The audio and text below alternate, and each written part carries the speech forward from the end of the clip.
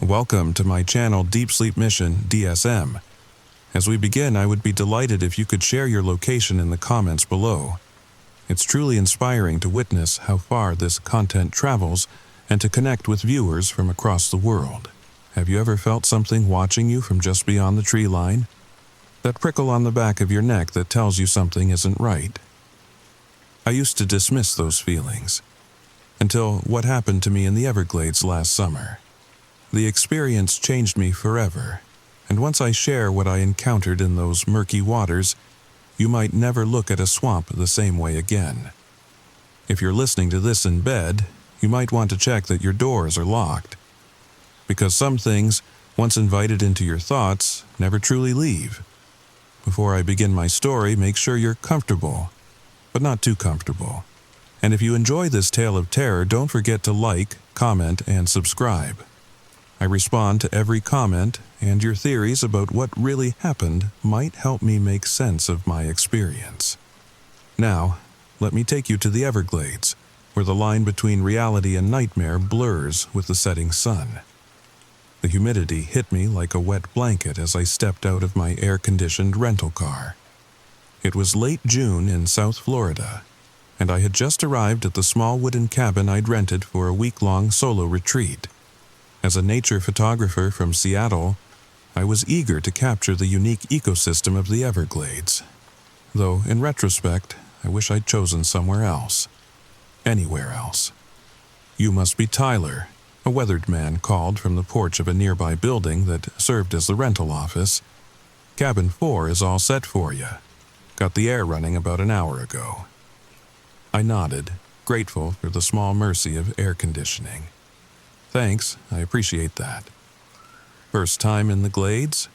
he asked, chewing on what looked like a toothpick. "Yeah, I've been wanting to photograph the wildlife here for years." The man, whose faded name tag read Earl, nodded slowly. "Plenty to photograph, that's for sure." He paused, seeming to consider his next words carefully. "Just stick to the marked trails and waterways, and be back before dark. The Glades ain't like other parks." I smiled politely, having heard similar warnings at every national park I'd visited. Locals always had their superstitions. "I'll be careful," I assured him. Earl handed me the keys. "One more thing. If you hear whistling out there, don't whistle back, no matter what." I laughed nervously. Whistling. But Earl had already turned away, retreating into his office without elaboration. I shrugged it off as local folklore designed to spook tourists and headed to my cabin. Cabin 4 was simple but comfortable. A main room with a kitchenette, a small bedroom, and a bathroom with surprisingly decent water pressure. The screened porch overlooking the water would be perfect for evening reading. I unpacked quickly, eager to get out and start shooting before I lost the afternoon light. I grabbed my camera gear, a bottle of water, and plenty of bug spray before heading out on one of the marked trails that wound through the cypress trees. The Everglades in summer were alive with sound. Birds calling, insects buzzing, the occasional splash of something entering the water. The light filtered through the canopy in golden shafts, creating the perfect conditions for photography. I spent hours capturing images of anhingas drying their wings, a baby alligator sunning itself on a log, and the intricate patterns of light dancing across the tannin-stained water. I barely noticed as the sun began its descent, too engrossed in getting the perfect shot of an elusive purple gallinule. It wasn't until the mosquitoes grew more persistent that I glanced at my watch and realized with a start that it was already past 6. The light was fading quickly now, and Earl's warning about being back before dark suddenly seemed more prudent than superstitious. I packed up my gear and began retracing my steps along the trail. That's when I first heard it. A soft, melodic whistling from somewhere deep among the cypress trees to my right. 3 distinct notes, repeated in a pattern that sounded almost like a question.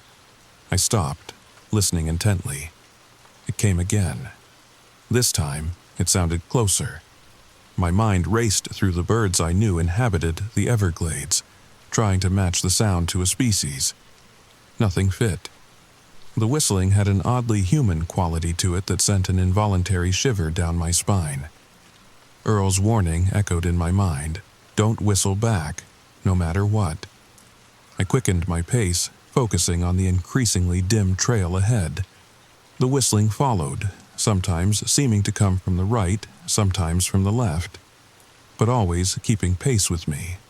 3 notes, over and over, almost like it was calling to me. The trail forked ahead, and I hesitated. In my haste to photograph everything, I hadn't paid close attention to my route. Both paths looked equally familiar and equally unfamiliar in the fading light. I chose the right fork, moving even faster now. The whistling stopped abruptly. The sudden silence felt more ominous than the sound had been.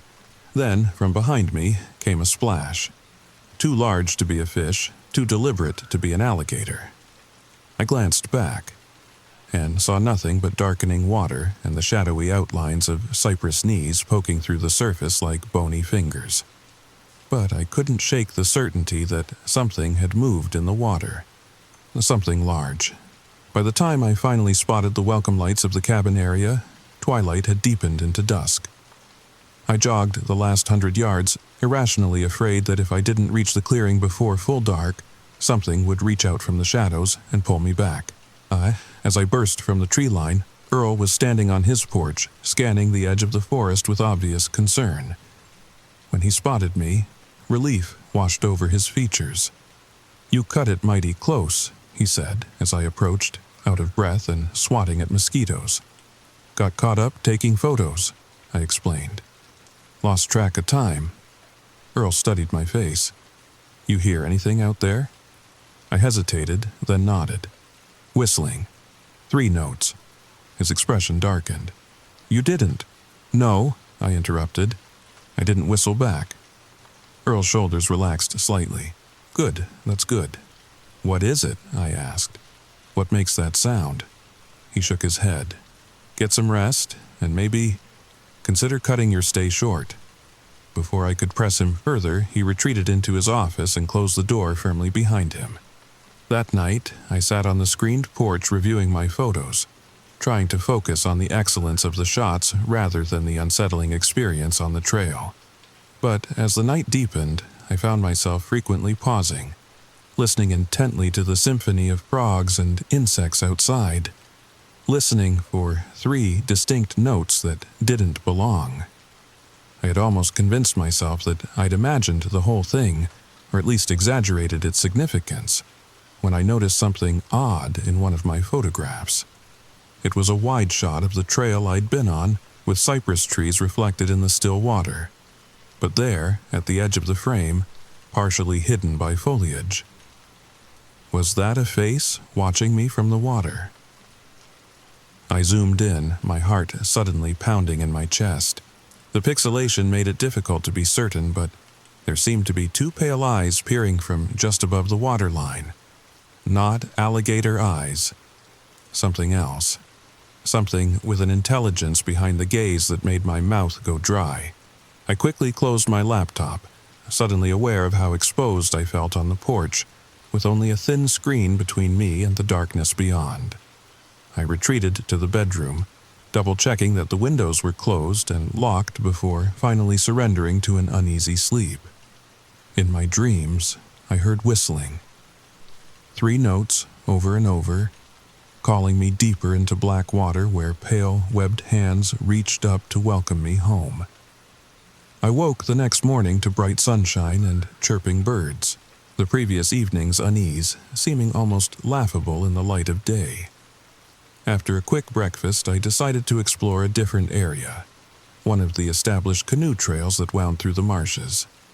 Getting out on the water would give me access to wildlife I couldn't approach on foot. The rental shop near the cabins provided me with a sleek green kayak and a detailed waterproof map. The elderly woman who helped me, Margaret, was much more forthcoming than Earl had been. "You staying in cabin 4?" she asked as she helped me secure my camera gear and waterproof bags. I nodded, sliding the bags into the kayak's storage compartment. "Had any unusual experiences yet?" There was a knowing look in her faded blue eyes. "I heard some weird whistling yesterday," I admitted. Earl seemed pretty concerned about it. Margaret nodded solemnly. "Earl lost his brother out there 30 years ago. Bobby went out fishing one evening and never came back. They found his boat 3 days later, empty except for a puddle of brackish water that didn't match the glade's water." She leaned closer. "Bobby told Earl he'd been hearing whistling for weeks before he disappeared." I felt that familiar prickle on the back of my neck. "What does the whistling mean?" She shrugged, but her casual gesture was betrayed by the tension in her voice. "Old Seminole legends talk about the Yinaldlushi, skinwalkers, but the locals here call them the Whistlers. Been a part of Glade's folklore long as anyone can remember." She patted my arm. "Probably just a bird you heard, or a hunter using a game call." I wanted to believe her rationalization, but something in her expression told me she didn't believe it herself. "Stick to the marked channels," she advised, pointing them out on my map. "And like Earl probably told you, be back before dark."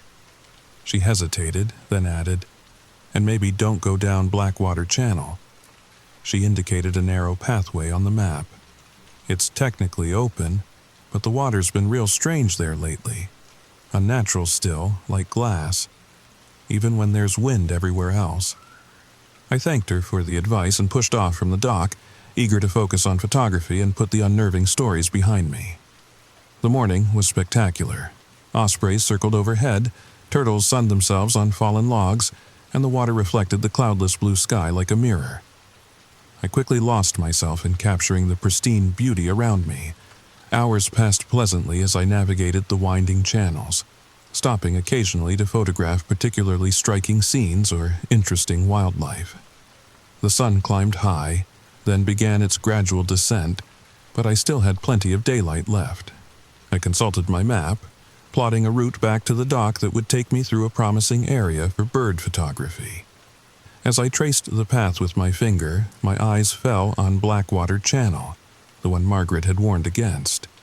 It would actually be a shortcut back, and looking at its position, it would likely offer excellent late afternoon lighting. Surely her warning was just another local superstition. The water looked perfectly normal from where I could see the channel entrance. I hesitated only briefly before steering my kayak toward Blackwater Channel. The difference was subtle at first. The channel was narrower, the cypress trees growing closer to the water's edge, their gnarled roots creating strange, almost human-like silhouettes beneath the surface. I noticed fewer birds here, though I couldn't say exactly when they had disappeared. The silence settled around me gradually, like a heavy blanket being slowly lowered. Then I noticed the water. Margaret had been right. Despite the gentle breeze that had been present all day, the surface here was unnaturally still, reflecting the trees and sky with mirror-like precision.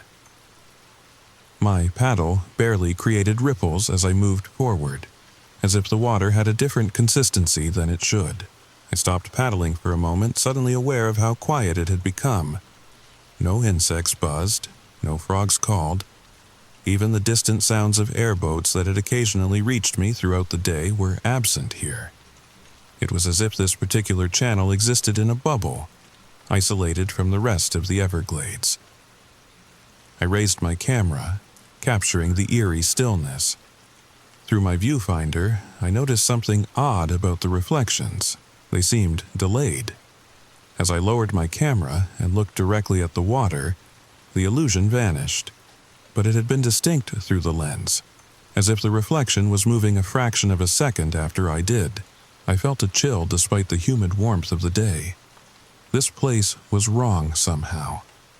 Margaret's warning suddenly seemed less like superstition and more like hard-earned wisdom. I decided to turn back, no longer concerned about taking the shorter route. As I maneuvered the kayak to turn around, my paddle struck something beneath the surface. Something solid that shouldn't have been there. I peered down, trying to see past my own reflection. And for an instant, just an instant, I thought I saw a pale face looking back up at me. Not my reflection. Something else. something with eyes too large and a mouth too wide. I jerked back, nearly capsizing the kayak in my panic. When I looked again, there was nothing there but dark water. Just my imagination, I told myself firmly, just stories getting into my head. I began paddling quickly, retracing my path out of Blackwater Channel. Each stroke felt harder than it should have, as if the water had thickened to the consistency of syrup. My progress was frustratingly slow, and I couldn't shake the feeling that something was following me just beneath the surface. Then I heard it again. The whistling. 3 notes in that same questioning pattern coming from the dense vegetation along the shore. I paddled faster, my heart hammering against my ribs. Another set of 3 notes answered from the opposite shore, then another from somewhere ahead of me. The whistling was all around now, the sounds overlapping in a discordant chorus that made my skin crawl. Something bumped against the bottom of my kayak once, twice, like someone knocking to be let in. I looked down and saw ripples spreading outward, disrupting the glassy surface at last. The shore seemed impossibly far away, though the channel wasn't particularly wide. I paddled with desperate energy now, no longer caring about the splashing noise I made or the water that slopped over the sides of the kayak. The knocking came again, harder this time, rocking the kayak. Then something grabbed my paddle, tugging it with such force that I nearly lost my grip. I caught a glimpse of long, pale fingers wrapped around the blade before they slipped away, leaving behind a viscous, greenish residue that wasn't quite water, wasn't quite slime. A low, gurgling sound rose from the water around me, a sound no human or animal should be able to make. It might have been laughter, or it might have been hunger. Either way, I knew with absolute certainty that I needed to get out of Blackwater Channel immediately. I abandoned any pretense of calm and paddled with every ounce of strength I possessed. The whistling intensified, the 3-note pattern speeding up, becoming more insistent. It reminded me horribly of a dinner bell being rung, announcing that the meal was ready, and I was the meal.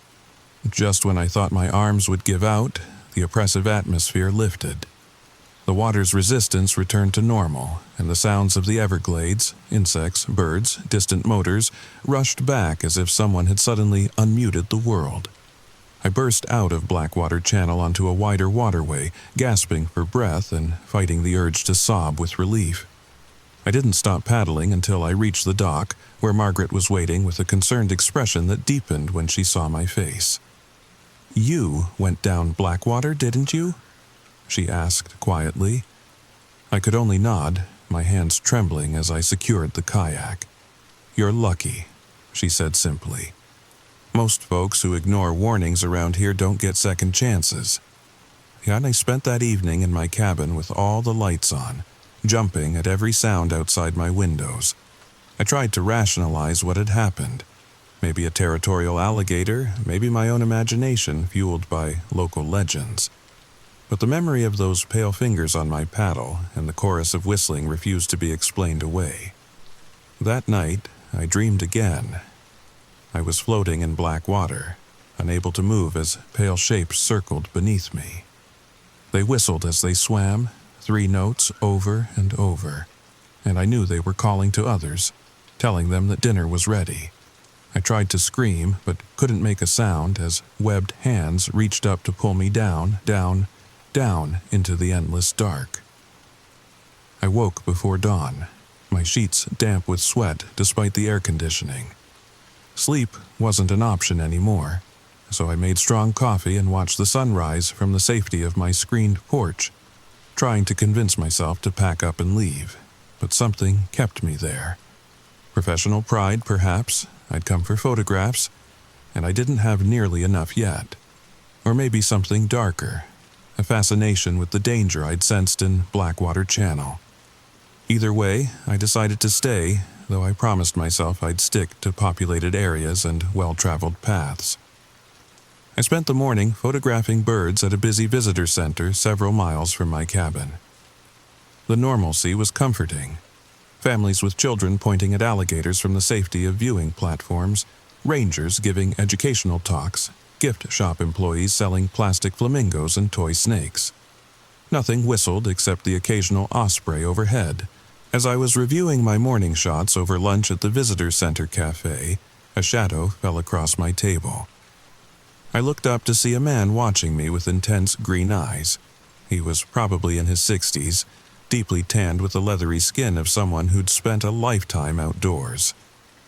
"Mind if I join you?" he asked, already pulling out the chair opposite mine. I gestured for him to sit, curious about his interest in me. "Name's Jackson," he said, extending a weathered hand. "Tyler," I replied, shaking it. "You're staying in cabin 4. It wasn't a question. I frowned. "How did you—" "Small community," he interrupted. "Word gets around when someone has an encounter in Blackwater Channel and lives to tell about it." I glanced around nervously, but no one seemed to be paying attention to our conversation. "Margaret told you?" Jackson nodded. "Margaret's my cousin. She called me last night, thought you might benefit from some historical context." "About the Whistlers?" I asked tentatively. His eyebrows rose slightly. "So, Earl mentioned them by name? That's not like him." "No, Margaret did. Said they were part of Seminole legend." Jackson's expression darkened. "They're more than legend, son. They've been here longer than any of us. The Spanish wrote about them in the 1500s. The Seminole and Calusa before them had strict protocols for avoiding them." He leaned forward. "Every few decades they get more active, more hungry. We're in one of those periods now." I wanted to dismiss his words as the ramblings of a superstitious local, but the memory of those pale fingers on my paddle was too vivid to ignore. "What are they?" I asked, my voice barely above a whisper. Jackson shook his head. "No one knows for certain. Some say they were once human, tribes that retreated so deep into the glades to escape European diseases that they changed, adapted to life in the water. Others say they were never human at all." He sipped from a flask he'd pulled from his pocket. "What everyone agrees on is that they hunt. They use that whistling to communicate, to surround their prey." "Why tell me this?" I asked. "Why not just tell me to leave?" "Would you?" he challenged, his green eyes sharp. "Or would you go looking for them, hoping to get the photograph that makes your career?" My silence was apparently answer enough. "Thought so," he muttered. "Might as well know what you're dealing with." "Have you seen them?" I asked. A shadow passed over his face. "Once. I was 14, fishing with my father when we got caught in a sudden storm. Our boat capsized." His knuckles whitened around his flask. "My father, he kept me afloat, pushed me toward shore. I made it to a cypress knee and held on, but they took him. I saw them. Pale things, more fish than human, with eyes too big and mouths full of needle teeth." He took a long drink. I heard him screaming for a while, then just the whistling. A chill ran through me despite the warmth of the day. "I'm sorry," I said inadequately. Jackson recapped his flask.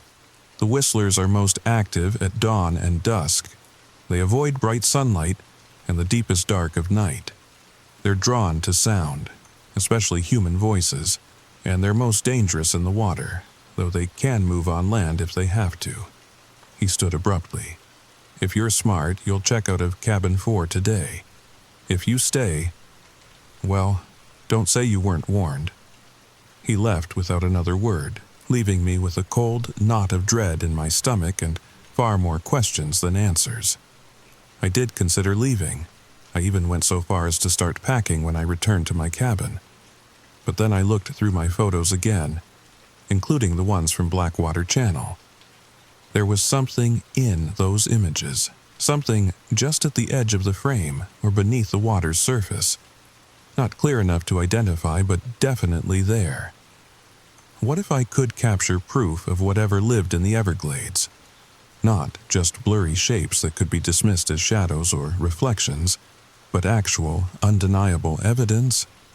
The rational part of my mind screamed that this was exactly the kind of thinking that got people killed in horror movies. But the photographer in me, the part always seeking that perfect, impossible shot, that part was already planning a return to Blackwater Channel. Not in a vulnerable kayak this time, but from the relative safety of land. And not at dusk, but in the bright light of mid-afternoon. I knew a spot where I could set up. I'd noticed it on my map. A small observation platform overlooking the channel meant for bird watchers.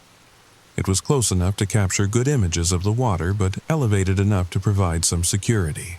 I spent the rest of the afternoon preparing, checking my camera gear, packing extra batteries and memory cards, making sure my phone was fully charged, though I had no illusions about having service out there.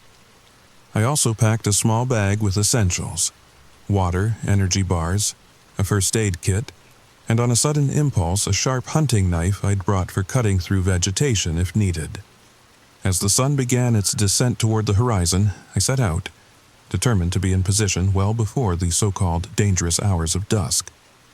The trail to the observation platform was overgrown but passable, winding through dense stands of saw palmetto and cypress.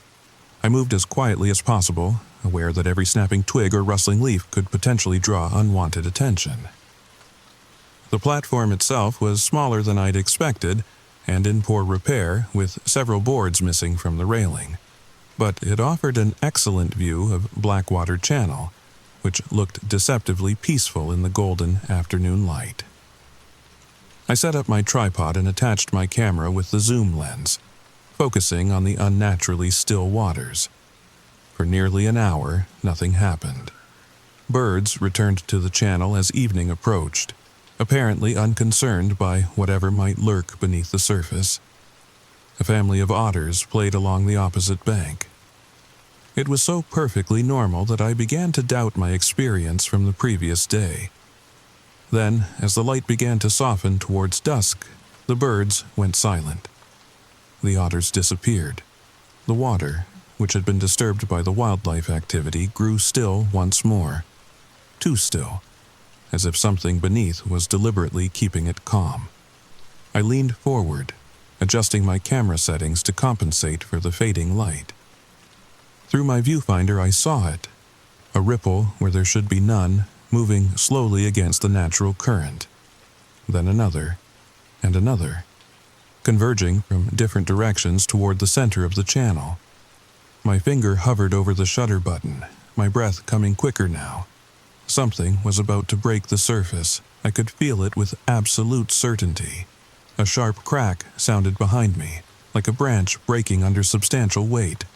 I spun around, nearly knocking over my tripod. Nothing was there. At least, nothing I could see among the deepening shadows beneath the trees. I turned back to the water just in time to see something pale breach the surface for an instant before disappearing again. I cursed, having missed the shot. Then I heard it, the whistling. 3 notes much closer than before, coming from directly beneath the platform. Cold sweat broke out across my skin as I realized my mistake. The platform wasn't protection, it was a trap. I was isolated, cut off from help, and completely exposed to anything that might climb up from the water or emerge from the forest behind me. I grabbed my camera from the tripod, abandoning the rest of my gear as I made for the trail. I'd barely taken 3 steps when a figure stepped out from behind a cypress tree, blocking my path. For one terrifying moment, I thought it was one of the whistlers. But it was Jackson, his expression grim.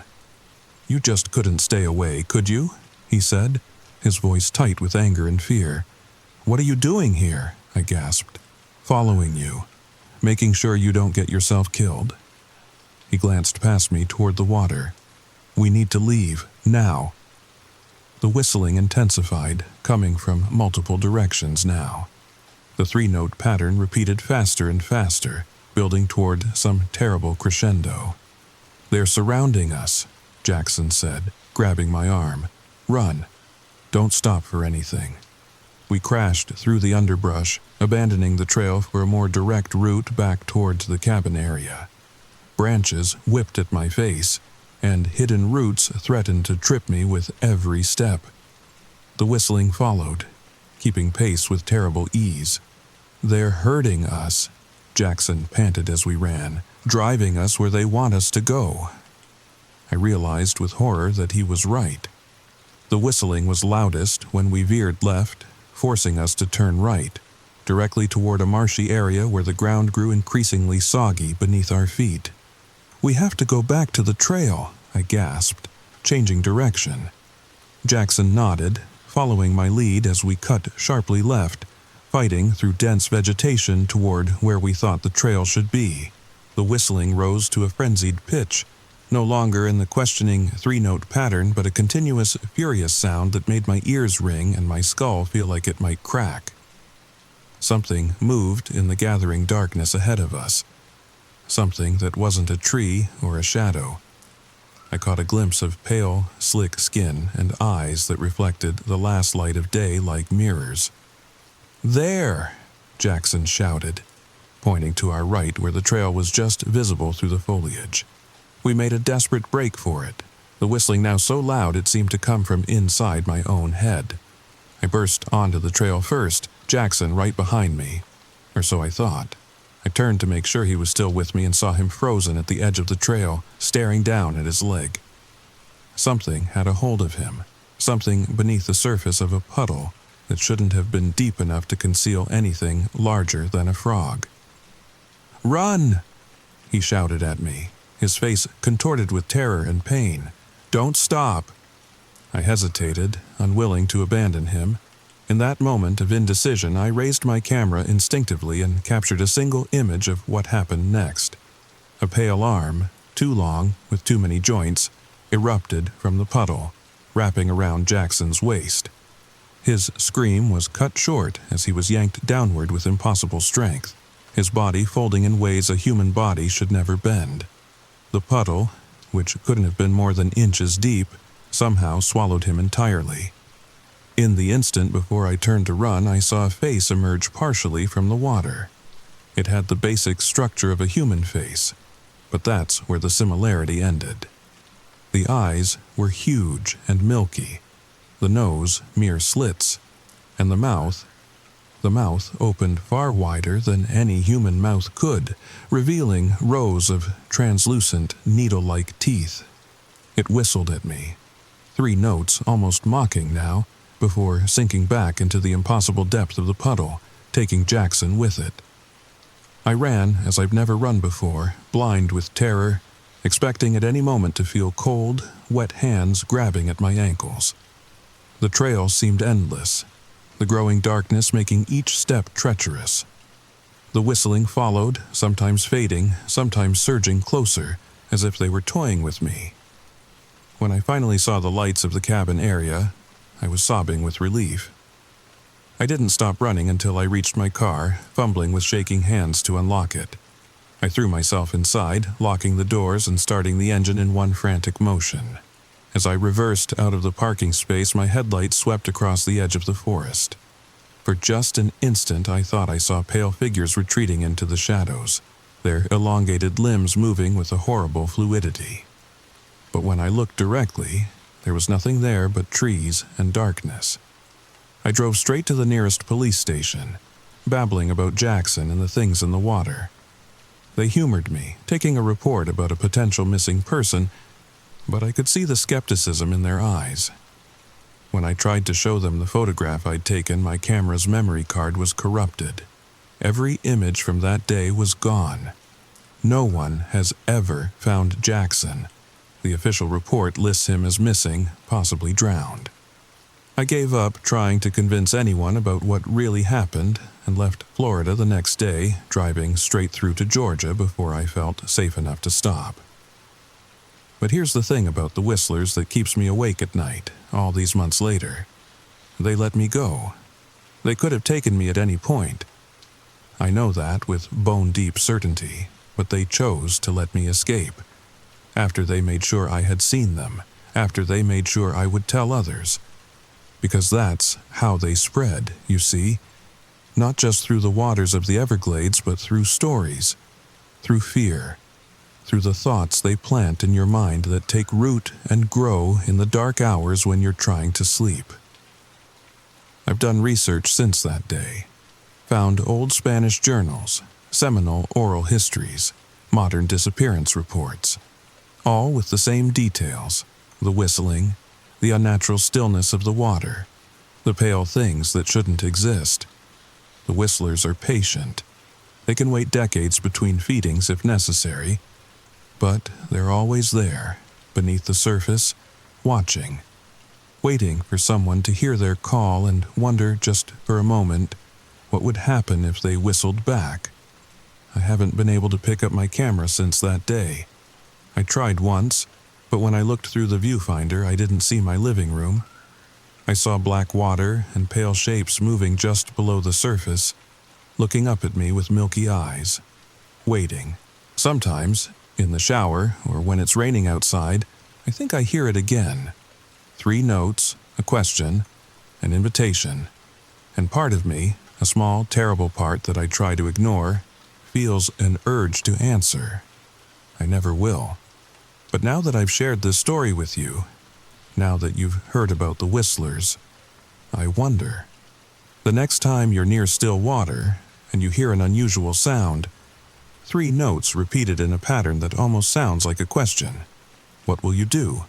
Will you walk away, or will some curious part of you want to whistle back just to see what happens? Whatever you decide, remember this: if you ever find yourself in the Everglades, stick to the marked trails and be back before dark.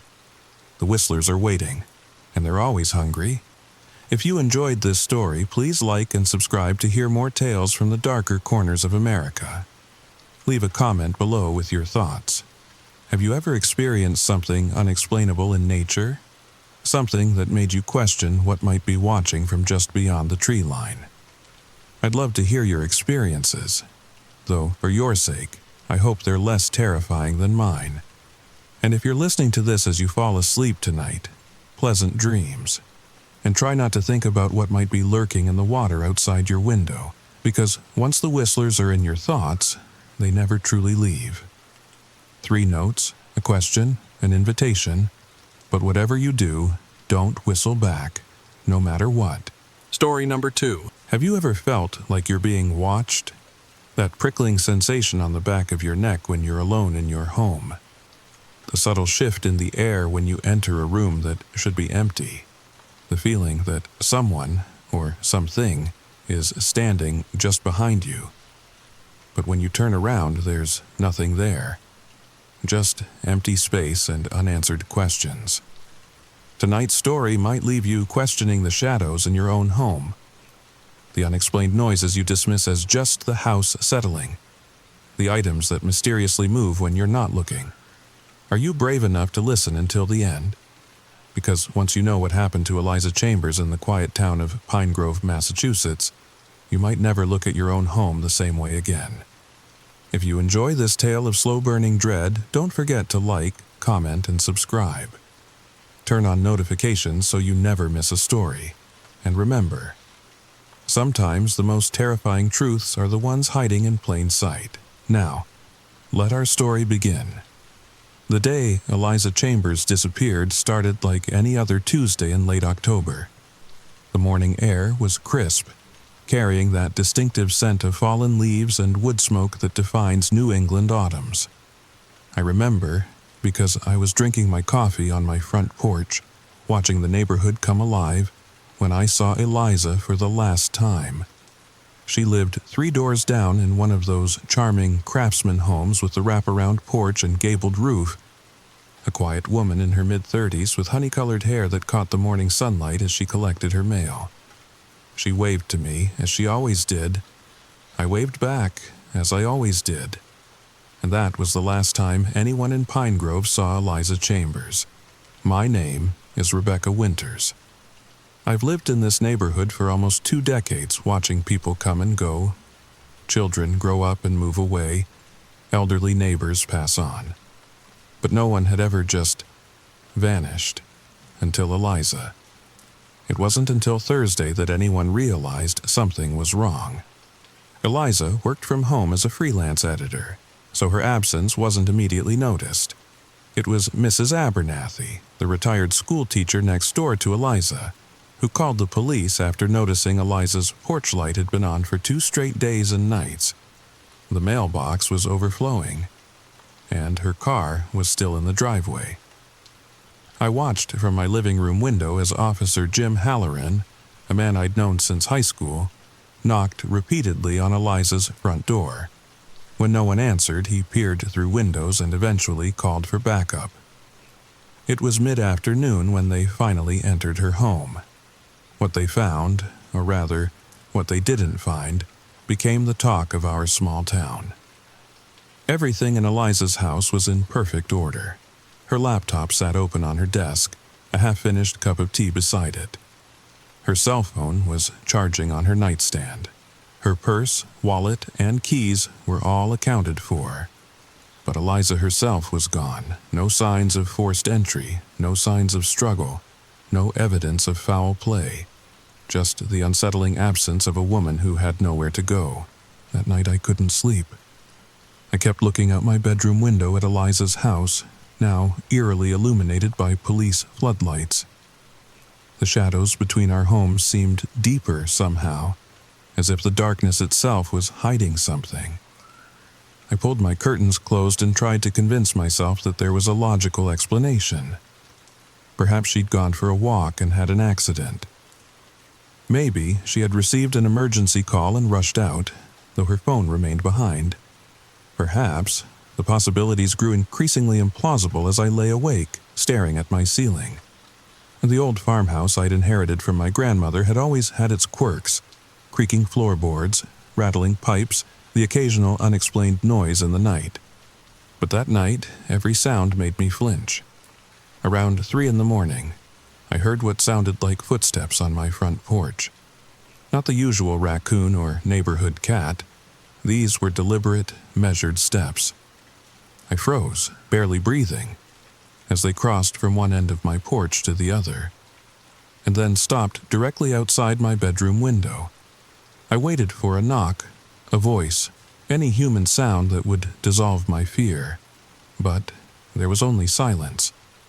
Then, just as my racing heart began to slow, I heard a soft scratching at the glass, like fingernails gently testing the barrier between inside and out.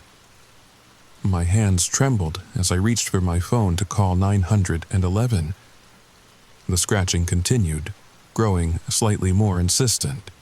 I whispered my address to the dispatcher, who promised officers would arrive within minutes. As I waited, the scratching suddenly stopped. The silence that followed was somehow worse. I strained to hear any sound, any indication of where the intruder had gone. Then I heard it. The unmistakable sound of my front door handle turning slowly, testing if it was locked. Thank God I had double-checked all the locks before bed, a habit I'd developed after moving back to my grandmother's house 5 years ago. The handle rattled once, twice, then nothing.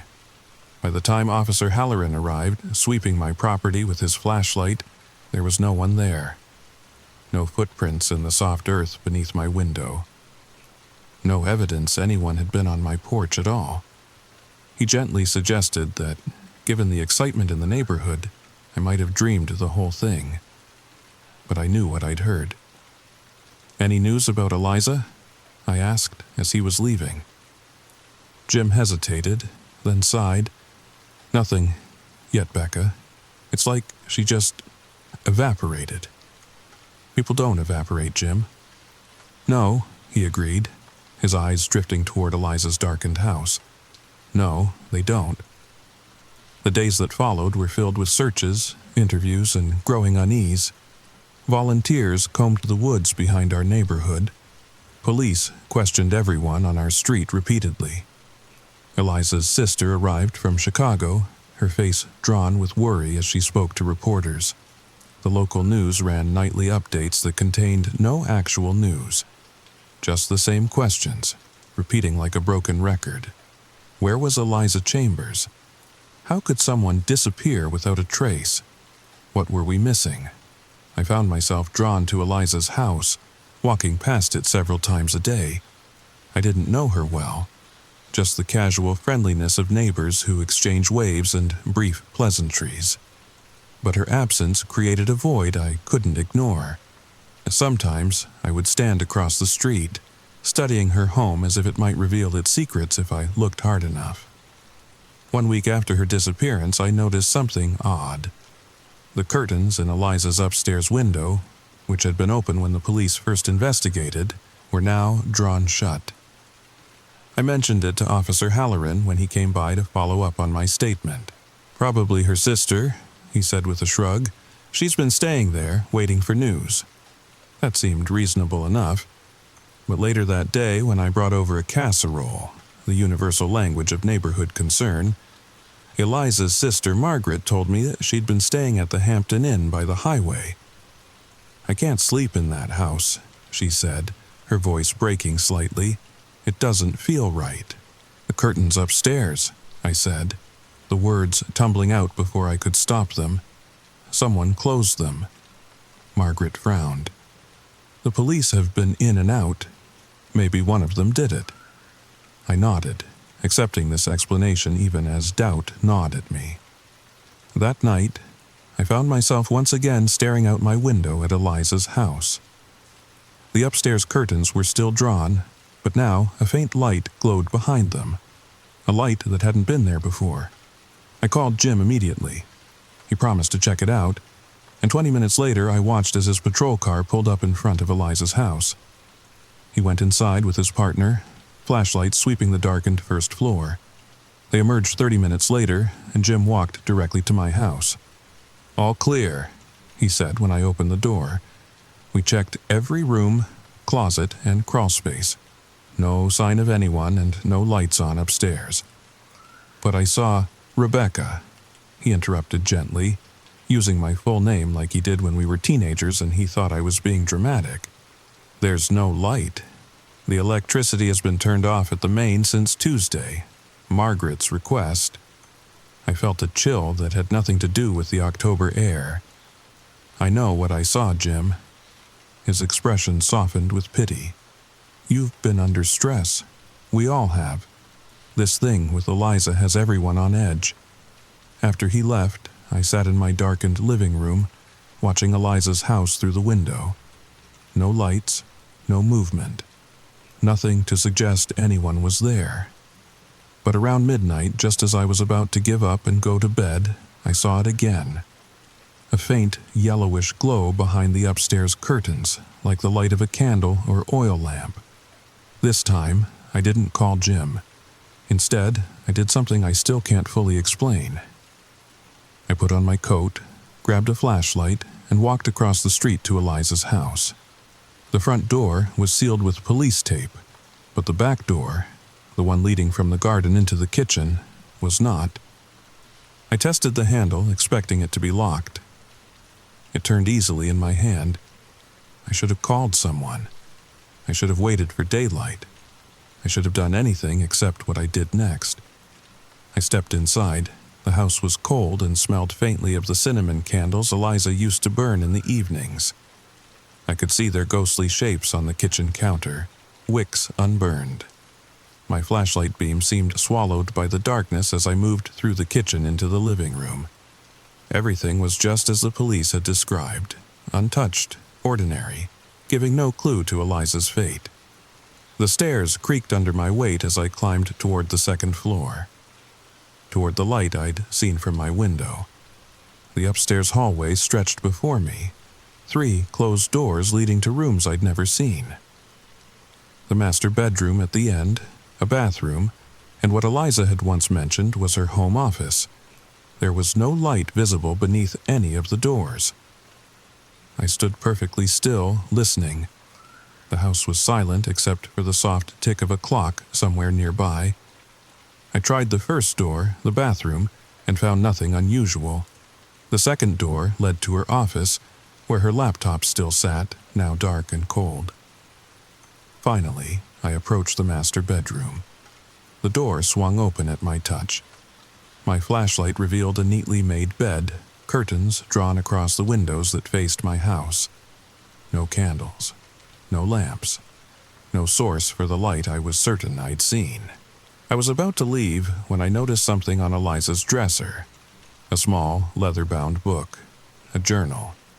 Beside it lay a fountain pen, uncapped as if recently used. I knew I shouldn't touch anything, but my hand seemed to move of its own accord. I opened the journal to the last entry. October 16th, 3 days before Eliza disappeared. The page contained only one sentence, written in handwriting that seemed shakier than the previous entries. "It's in the walls again tonight." A sudden noise from within those very walls made me drop the journal. A soft scratching sound like fingernails on plaster, or like something moving within the narrow space between the drywall and the outer clapboards of the house. The scratching moved, traveling from one side of the room to the other, then stopped directly behind me. I ran, down the stairs and out the back door, not stopping until I was safely inside my own house, doors locked behind me. I sat on my living room floor, back against the door, trying to convince myself that I'd imagined the whole thing. Old houses settle. Mice get into walls. There were plenty of rational explanations for scratching sounds. But what about those words in Eliza's journal? "It's in the walls again tonight." What had she known? What had she heard on those quiet nights alone in her house? As my breathing slowed, I became aware of another sound.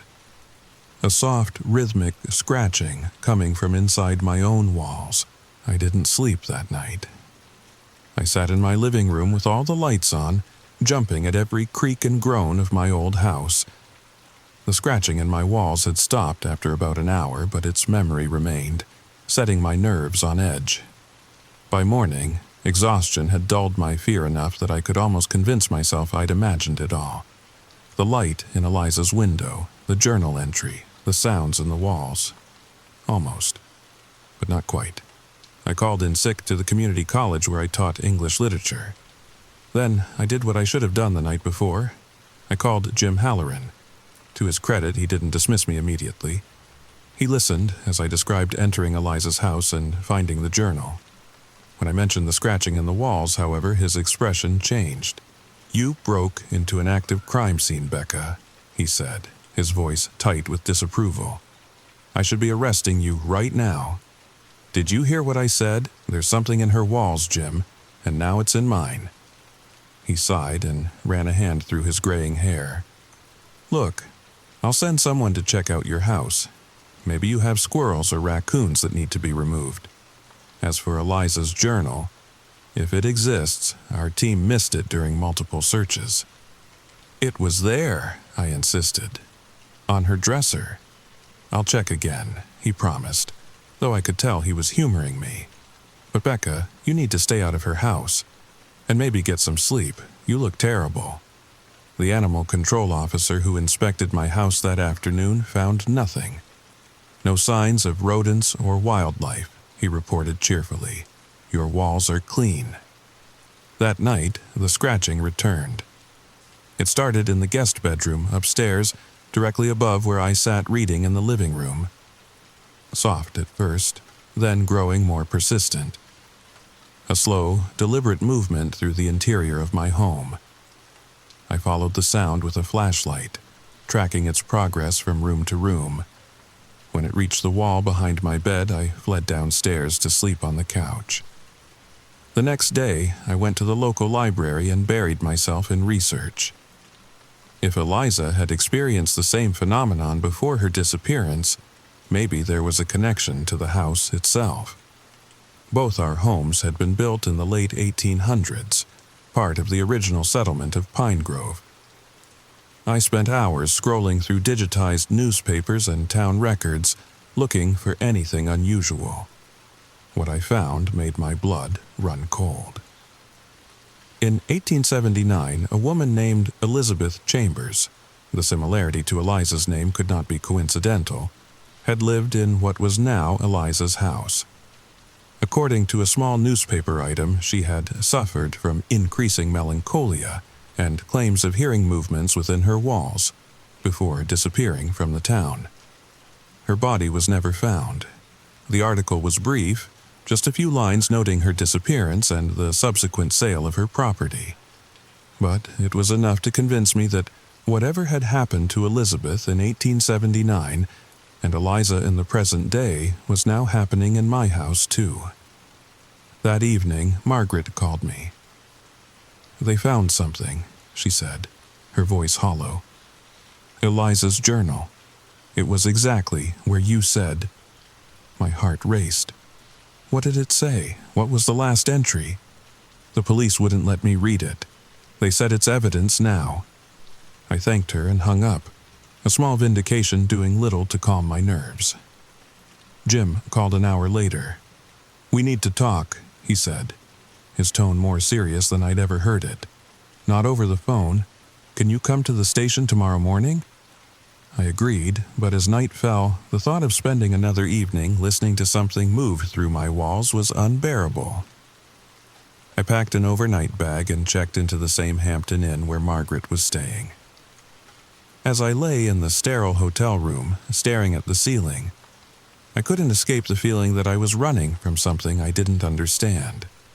Something that had already claimed two women named Elizabeth, Eliza Chambers. Something that might now be coming for me. The police station was quiet when I arrived the next morning.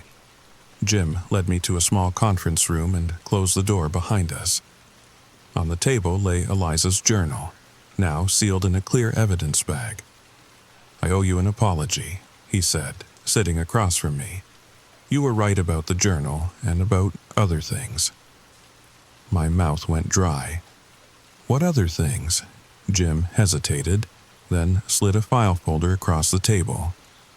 Inside were photocopies of selected pages from Eliza's journal, dating back several months.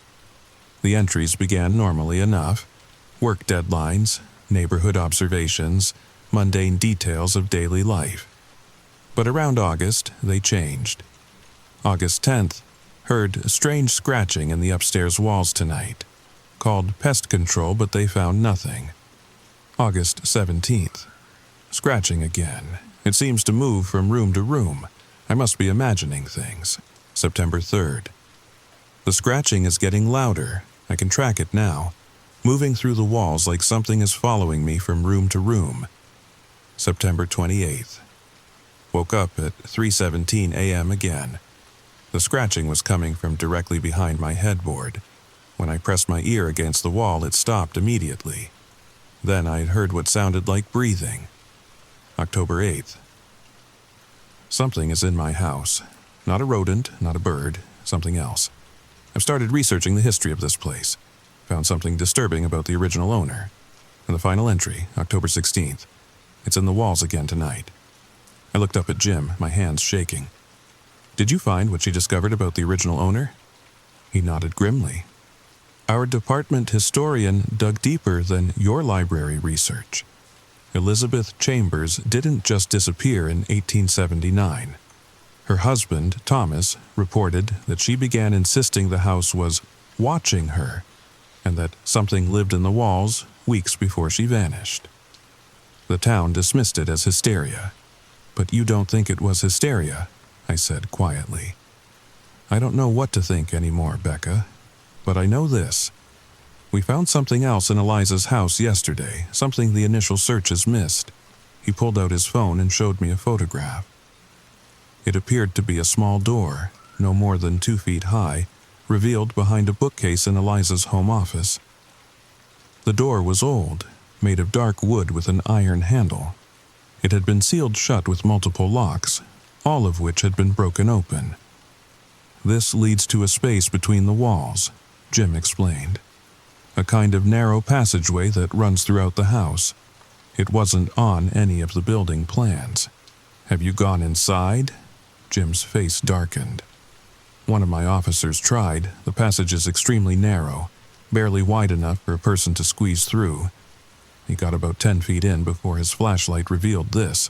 The next photo showed what looked like scratches on the wooden interior of the passage. Hundreds of them, some old and dark with age, others seemingly fresh. But what made my heart stop were the words carved into the wood beneath the scratches. "She is with us now."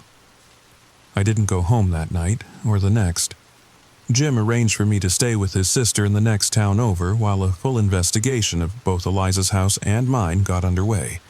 They found a similar hidden door in my house, behind the antique wardrobe in my grandmother's old sewing room, a room I rarely entered. This door, unlike the one in Eliza's house, was still securely locked. The forensic team that examined the passageway in Eliza's house found no conclusive evidence, no blood, no tissue, no definitive proof of what happened to her. But they did find something else. A small silver locket containing a faded photograph of a woman in 19th century dress. Elizabeth Chambers, the original owner. As days stretched into weeks, the investigation stalled. The scratching in my walls had stopped, or perhaps it had simply moved elsewhere, waiting for my return. I couldn't bring myself to go back to my house, even after the police declared it clear. Instead, I put it on the market and moved permanently into an apartment in town. Eliza was never found. The case remained open but inactive. Her sister Margaret eventually sold the house to a young couple from Boston who were charmed by its historical character and untroubled by its history. I tried to warn them, but they dismissed me as a traumatized neighbor still processing a tragedy. The hidden passageway was sealed up during renovations, its entrance concealed behind new drywall and modern cabinets. For a while, life in Pine Grove returned to normal, or what passed for normal in a town where a woman had vanished without trace. I adapted to apartment living, telling myself that the occasional sounds I heard at night were just neighbors moving around upstairs. I almost convinced myself that what had happened was explainable. Perhaps Eliza had discovered the hidden passageway, entered it, and somehow become trapped. Perhaps her body was still there, in some inaccessible corner that the search teams had missed. Almost. But not quite. Because sometimes, late at night, I would dream of Eliza. She would be standing in my bedroom, her honey-colored hair dull with dust, her eyes wide and unblinking. "It's still in the walls," she would whisper. And now I am too. I would wake gasping, convinced for a moment that she was really there. The dreams became less frequent over time, but they never completely stopped. Nor did my habit of checking and rechecking the locks on my doors and windows each night. 3 months after Eliza's disappearance, I ran into Margaret at the grocery store. She looked older, the grief having carved permanent lines around her eyes and mouth. We made awkward small talk in the produce section, both of us dancing around the subject that connected us.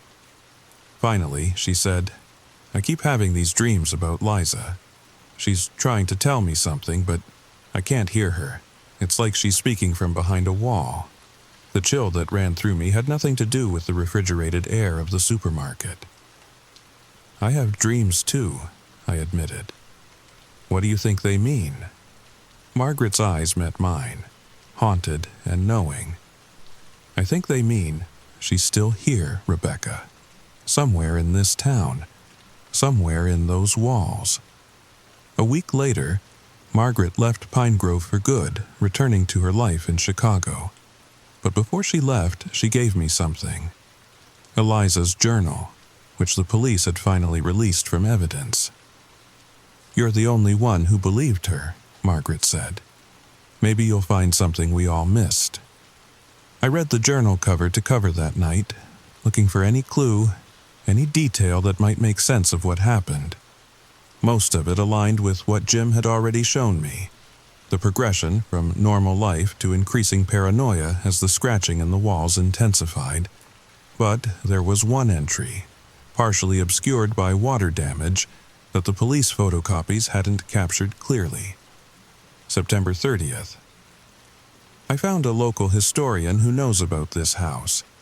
He says there's a legend about the original builder, Thomas Chambers. Apparently, he had unusual ideas about architecture. He believed houses could be living things if built a certain way. The historian thought it was just eccentricity, but I'm not so sure anymore. What if Thomas built something into these walls? Something that's still here. I researched Thomas Chambers the next day. County records showed he'd been a moderately successful architect who had designed several homes in Pine Grove, including my own. After his wife's disappearance, he had become reclusive, spending his final years working on theoretical papers about living architecture and houses with awareness. Most of his writings had been dismissed as the ravings of a grief-stricken mind. But what if he had known something? What if he had built something into those walls? That night, I dreamed of Eliza again, but this time she wasn't alone. Behind her stood another woman, her face almost identical despite the century between them. Elizabeth Chambers, wearing the silver locket that had been found in the walls. Both women spoke in unison, their voices like dry leaves rustling. "It's not in the walls, Rebecca. It is the walls." I woke with a start, my heart pounding. The dream had been so vivid, so real. I reached for my phone to check the time and saw a text message from an unknown number. "It's moving between houses now. Be careful." The police couldn't trace the number. It came from a prepaid phone purchased with cash at a convenience store 2 towns over. The security footage showed the buyer wearing a hooded sweatshirt, face carefully angled away from cameras. It could have been anyone. Or, as I was beginning to fear, anything. The young couple who had bought Eliza's house moved out less than 6 months after moving in. They gave no public reason, but rumors spread through Pine Grove. Strange noises in the walls, objects moving when no one was looking, feelings of being watched. The house remained empty for nearly a year before another buyer was found. As for me, I never returned to my grandmother's house. I couldn't sell it either, not in good conscience, knowing what I knew. Instead, I had it condemned on a technicality and eventually torn down. Nothing remains of it now except the foundation stones and memories that keep me awake at night. Sometimes, walking through Pine Grove after dark, I pass by where Eliza's house still stands. I never see lights in the windows anymore, though someone supposedly lives there. What I do see occasionally is a face, or something like a face, pressed against the glass of the upstairs window. Not Eliza's face, not Elizabeth's. Something older, something that was there before them, before the house, before any of us. Something that waits in the spaces between walls, in the hollow places we build around ourselves and call home. And sometimes, in my apartment with its modern construction and solid concrete walls, I still wake to the sound of scratching, soft and patient, moving steadily closer, waiting for me to finally understand what Eliza and Elizabeth learned too late. Some questions are better left unanswered. Some spaces are better left unexplored. And sometimes the walls we build to keep things out are actually keeping something in. Is your home quiet tonight? Are you sure it's just the house settling? That movement in the corner of your eye? Just a shadow or something more? Listen carefully to your walls tonight. What secrets might they be keeping from you? What might be listening from the other side as you drift off to sleep? If you enjoyed this story, please remember to like, comment, and subscribe. Share your theories about what happened to Eliza in the comments below. What do you think is really in the walls? Have you ever experienced anything unexplainable in your own home? Let me know, and turn on notifications so you don't miss next week's tale of the unexplained. Sweet dreams. And remember to check behind your headboard before you sleep tonight. Story number 3. Have you ever had that feeling? That inexplicable sense that you're not alone even when you know you are?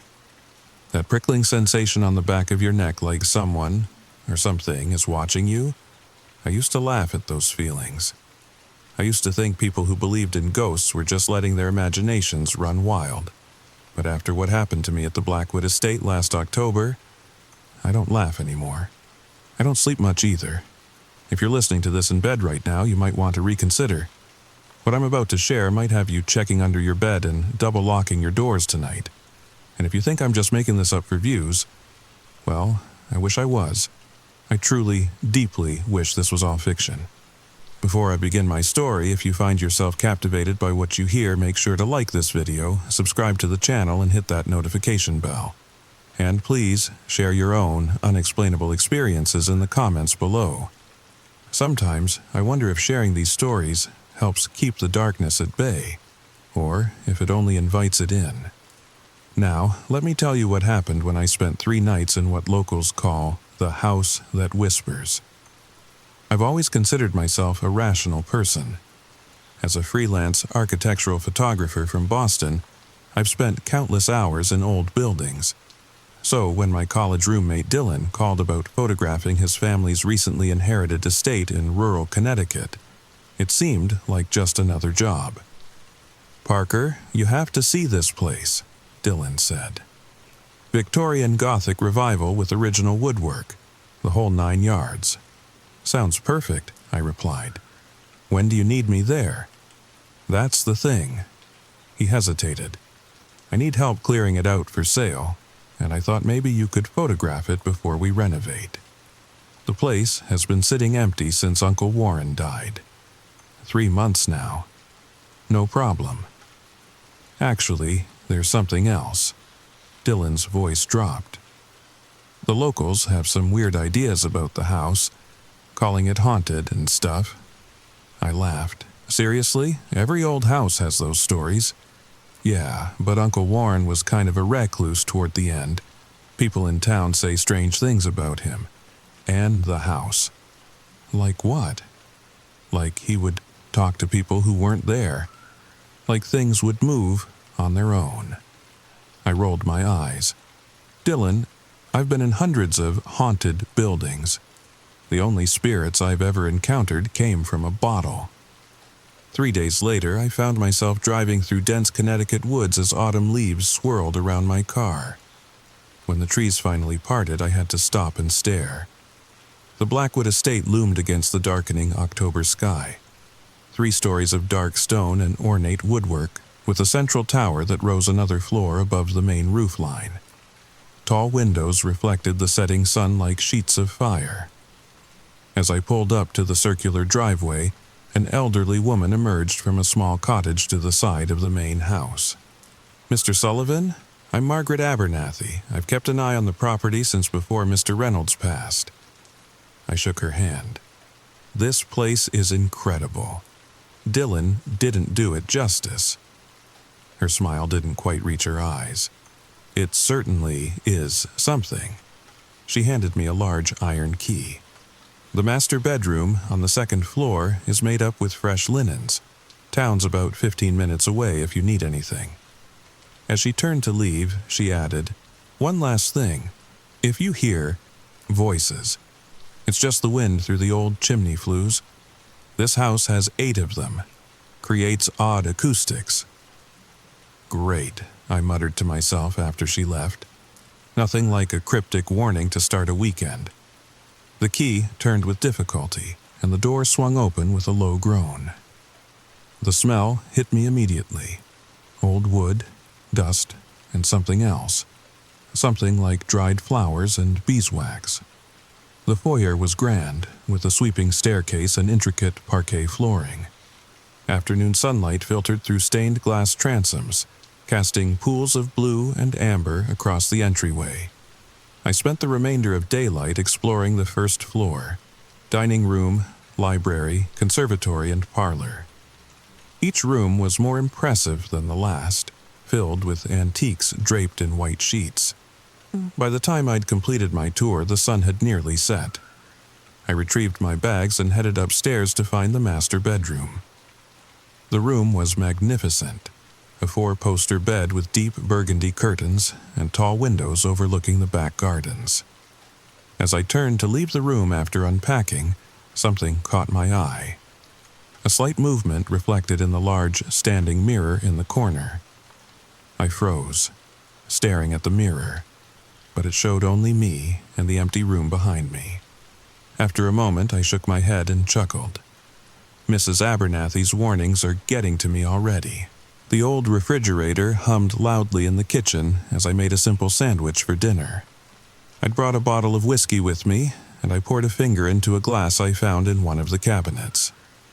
"To Uncle Warren," I said to the empty kitchen, raising my glass. "Thanks for the photo shoot." After dinner, I grabbed my camera and tripod to capture some interior shots with the dramatic evening shadows. The library seemed like a good place to start. The library was colder than the rest of the house, significantly colder. I could see my breath forming small clouds as I set up my equipment. The central feature was a massive stone fireplace with an ornately carved mantel depicting forest scenes, trees, animals, and what appeared to be small human figures hiding among the foliage.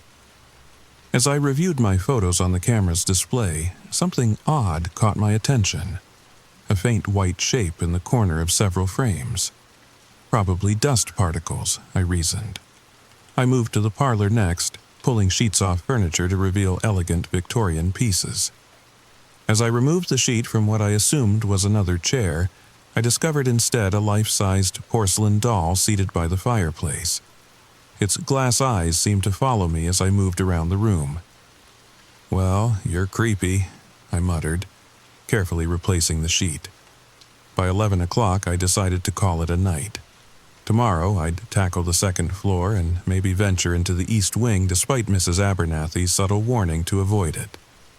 Sleep came quickly, despite the unfamiliar surroundings. But sometime in the deepest part of the night, I jolted awake, heart pounding. Someone was playing the piano. The notes drifted up from the first floor. A melancholy tune played hesitantly, with occasional wrong notes. I reached for my phone. 3:17 a.m. I slipped out of bed and pulled on my jeans. The floorboards were ice cold against my bare feet as I moved to the bedroom door. The music continued as I stepped into the hallway, clearer now, coming from the direction of the parlor. As I reached the top of the main staircase, the music stopped abruptly. The silence that followed seemed heavier than before. "Hello?" I called out. "Mrs. Abernathy, is that you?" No response, just the subtle creaking of the house. I descended the stairs slowly, my phone's light casting eerie shadows. When I reached the bottom, I flipped on the foyer light. The parlor door was closed. I was certain I'd left it open earlier. I approached cautiously, listening for any sound from within. Silence. I turned the knob slowly and pushed the door open. The parlor was exactly as I'd left it, except the sheet covering the piano had been removed. The instrument stood exposed, its polished surface reflecting the dim light. The piano lid was open, waiting for a player's touch. I scanned the room, empty. The windows were all locked from the inside. A cold draft brushed against my cheek. One of the windows was now open a crack, just enough to allow a thin stream of night air to slip through. I was positive they'd all been closed earlier. I crossed the room and firmly shut the window, engaging the lock. As I turned back, my eyes fell on the piano keys. Despite the dim light, I could clearly see what appeared to be fresh fingerprints on several of the ivory keys. Small fingerprints, like those of a child. I backed out of the room, closing the door behind me. There was surely a logical explanation. The house was settling. The wind had somehow forced the window open and what? Made it sound like a piano playing. Created fingerprints on the keys? I returned to the kitchen and poured another finger of whiskey, downing it in one swallow. "Old houses make noises," I said aloud. "The wind finds ways in." But as I climbed the stairs back to the master bedroom, I couldn't shake the feeling that I was being followed. The soft footsteps mimicked my own, stopping when I stopped, moving when I moved. Just before I drifted back to sleep, the distinct sound of a child's laughter echoed from somewhere deep in the house. Morning light streaming through the windows made last night's events feel dreamlike and distant. I'd had a long drive, explored an unfamiliar house, and had a couple of drinks. My imagination had simply gotten the better of me. After a quick shower and coffee, I grabbed my camera and headed outside to take advantage of the morning light.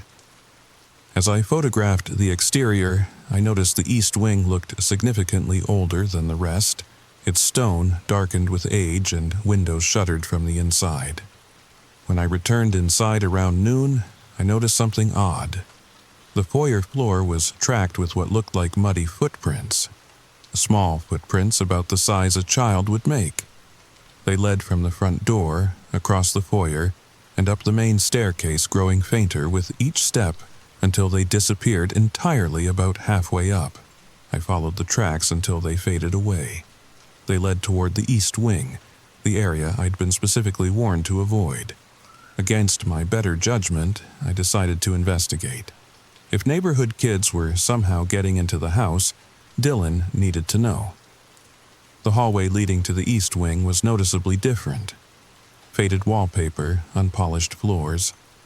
A door at the end was locked, but I eventually found a key marked EW in a kitchen drawer.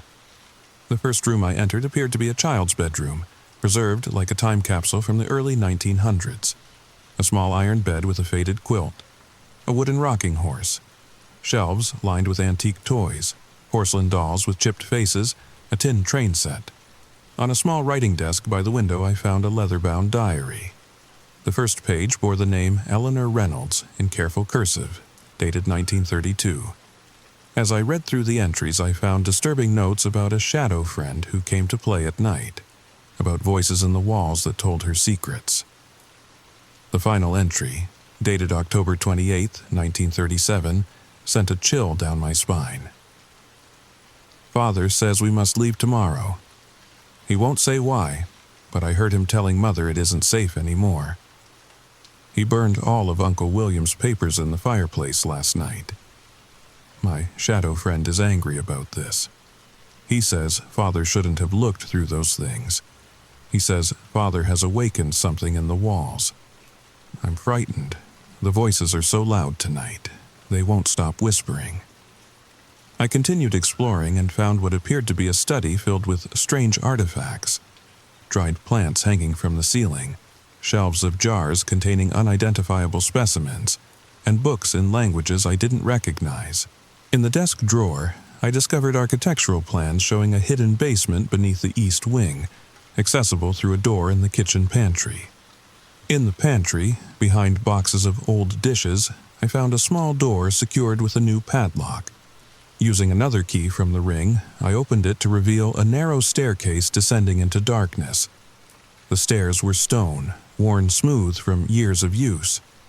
At the bottom was a large open space with a dirt floor.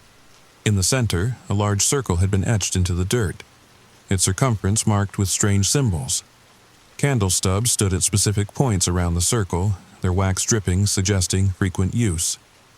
In the center of the circle lay a small silver locket. I picked it up and found it engraved with the initials ER. Inside was a photograph of a young girl, Eleanor Reynolds.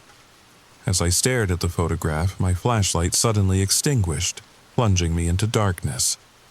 Then came a soft, rhythmic scratching sound from all around me. When I finally got my flashlight working again, the beam caught movement at the edge of the circle, a small, darting shadow that disappeared behind one of the stone pillars. "Hello?" My voice sounded small in the vast cellar. "Is someone there?"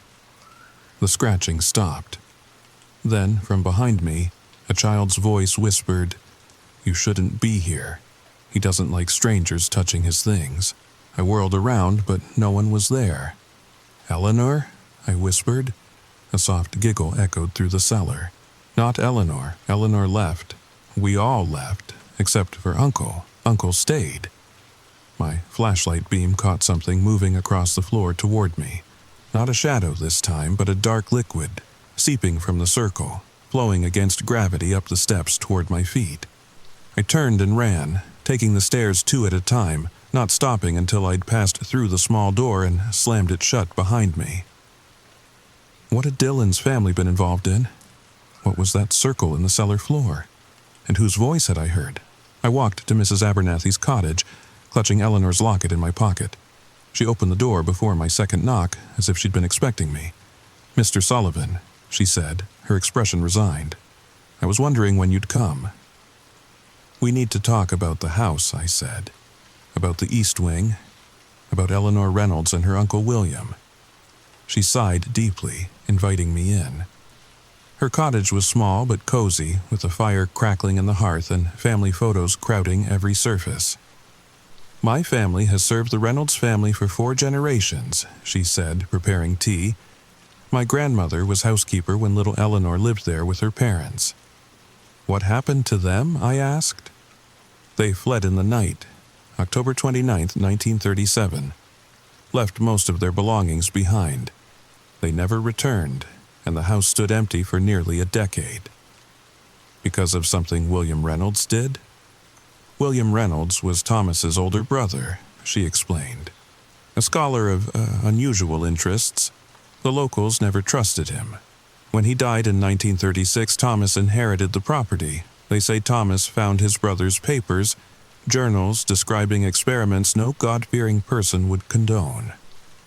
"What kind of experiments?" "The kind meant to thin the veil between worlds," she said quietly. "William believed there were spaces between our world and others. He thought he could create doors to these places." "Did he succeed?" Mrs. Abernathy's hands trembled slightly. "According to local legend, yes. And what came through couldn't be sent back. That's why the family fled." "Until Warren Reynolds returned," I guessed. She nodded. Warren was Thomas's son, Eleanor's younger brother. Just a toddler when they left in 1937. He came back in the 1980s, determined to reclaim his family home despite the warnings. "What changed his mind?" "Living in the house," she said simply. "At first, he renovated, modernized, but after about a year he stopped, sealed off the East Wing, started keeping to himself. Near the end, he told me once that they wouldn't let him leave, that he had to stay to keep the door closed." Mrs. Abernathy gave me a thin volume bound in faded green cloth. My grandmother kept this, pages she salvaged from William's study before Thomas burned the rest. Back at the mansion, I read William's notes about liminal spaces and membrane theory, the idea that reality was permeable under certain conditions. The final pages contained observations of successful crossings, clinical descriptions of entities that had allegedly come through these thresholds. Subject 3 manifests primarily as auditory phenomena, whispers, music, childlike laughter. Visual manifestation limited to brief glimpses of shadow movement. Subject demonstrates ability to manipulate small objects, doors, windows, piano keys, but appears unable to maintain physical presence for extended periods. I decided to stay one more night, but returned to Eleanor's room to examine her diary more carefully. Near the back, I found a folded letter tucked into the binding. "Dear Uncle William, I know what you're doing in the cellar. I followed you last night. I saw it come through your circle. I saw what it did to Mr. Whiskers. Mother thinks Mr. Whiskers ran away, but I know better. Father says we must never go into the East Wing again. He says he's going to lock it up forever, but I hear them scratching at my window at night. They know I saw them. Please make them go away. Your niece, Eleanor." That night, the power went out completely. As I sat in candlelight, I heard the piano again, but this time with the child singing along. "Ring around the rosy, pocket full of posies, ashes, ashes, we all fall down." I followed the music downstairs. The parlor door was open, spilling candlelight I hadn't placed. Inside, a small figure sat at the piano, her back to me. "Eleanor?" I whispered. The music stopped. "Not Eleanor," came the reply. "Eleanor left, but she left pieces behind, just like Uncle William did." The figure turned, not a child at all, but a shifting amalgamation of shadows with 2 pale points of light like distant stars where eyes should be. "What do you want?" I asked. "We want what we've always wanted," it said, moving toward me. "A door that stays open. Uncle William almost gave us that, but Uncle Thomas took it away. Uncle Warren tried to keep us inside, but now he's gone too," I understood then. Warren Reynolds hadn't stayed to practice his great-uncle's dark arts. He'd stayed to contain something far worse than a mere haunting. A tremendous crash shook the house. All the candles extinguished simultaneously. Behind me, a roaring sound grew louder, wind rushing through the house as if all the windows had shattered at once. Something was happening in the east wing. Something was coming through the threshold William Reynolds had created all those years ago. I ran outside into the storm and saw lights flickering in every window. Not warm candlelight, but an unnatural bluish illumination that pulsed like a heartbeat. The east wing's roof seemed to distort before my eyes. I spotted Mrs. Abernathy running from her cottage toward the house, clutching a small wooden box. Together, we entered through a secret passage in the library fireplace that led directly to the cellar. The cellar floor now displayed dozens of overlapping circles. In the center, a column of swirling darkness rose from floor to ceiling, punctuated by those same pale points of light I'd seen in the shadow child's face. Mrs. Abernathy drew blood from her palm and let it drip onto the nearest circle. "Blood of the keeper," she said. "My family has always been the true guardians, not the Reynolds men with their books and theories." She began to speak in an ancient language, drawing patterns with her blood. "Now!" she shouted to me. "Open the box!" Inside lay a child's wooden top, painted with the same symbols as the circles on the floor. I placed it in the center and set it spinning. A high keening filled the air. The darkness contracted, all its mass pulling inward toward the spinning top. Mrs. Abernathy's chanting grew louder. With a thunderclap, the darkness collapsed into the top, which continued to spin, now glowing with an inner light. "It's done," she whispered as the house settled. "For now." "What was that?" I asked. "What did we just do?" "Eleanor's toy, the last gift from her Uncle William before everything went wrong. He created the doors, but he also created a key to close them. Warren found it among his father's possessions and brought it back here. Is it over? Truly over?" She shook her head. "Never truly over. Contained for now. But as long as this house stands, the threshold remains. That's why Warren never sold. That's why he became the keeper, as his father was before him, as I am now. And Dylan? Will he have to take up this guardianship? That's a choice he'll have to make," she said. "Some burdens pass through blood, some through knowledge. Now you know too, Mr. Sullivan. Now you're part of this." As I drove away the next morning, the mansion receded in my rearview mirror, growing smaller, but somehow no less present in my mind. I knew with absolute certainty that while I was leaving the Blackwood estate behind, it would never truly leave me. They say that old house is haunted. I didn't believe it until now, and neither did you, did you? But we all have our hauntings. We all have our thresholds between what we know and what we fear to know. If you're listening to this in bed, check your doors one more time before you sleep. And if you hear scratching at your window tonight, whatever you do, don't look. Some doors, once opened, can never truly be closed again. If this story kept you on the edge of your seat, don't forget to like, share, and subscribe. Leave a comment below sharing your thoughts. Do you believe in hauntings? Have you ever experienced something you couldn't explain? And remember, not all ghost stories are fiction. Some are warnings, some are invitations. Which one was this? That's for you to decide. Sleep well, if you can. Story number 4. Have you ever felt like the walls of your own home were watching you? Like the creaking floorboards were trying to tell you something? I never believed in ghosts until I discovered a hidden chapter in my family's past.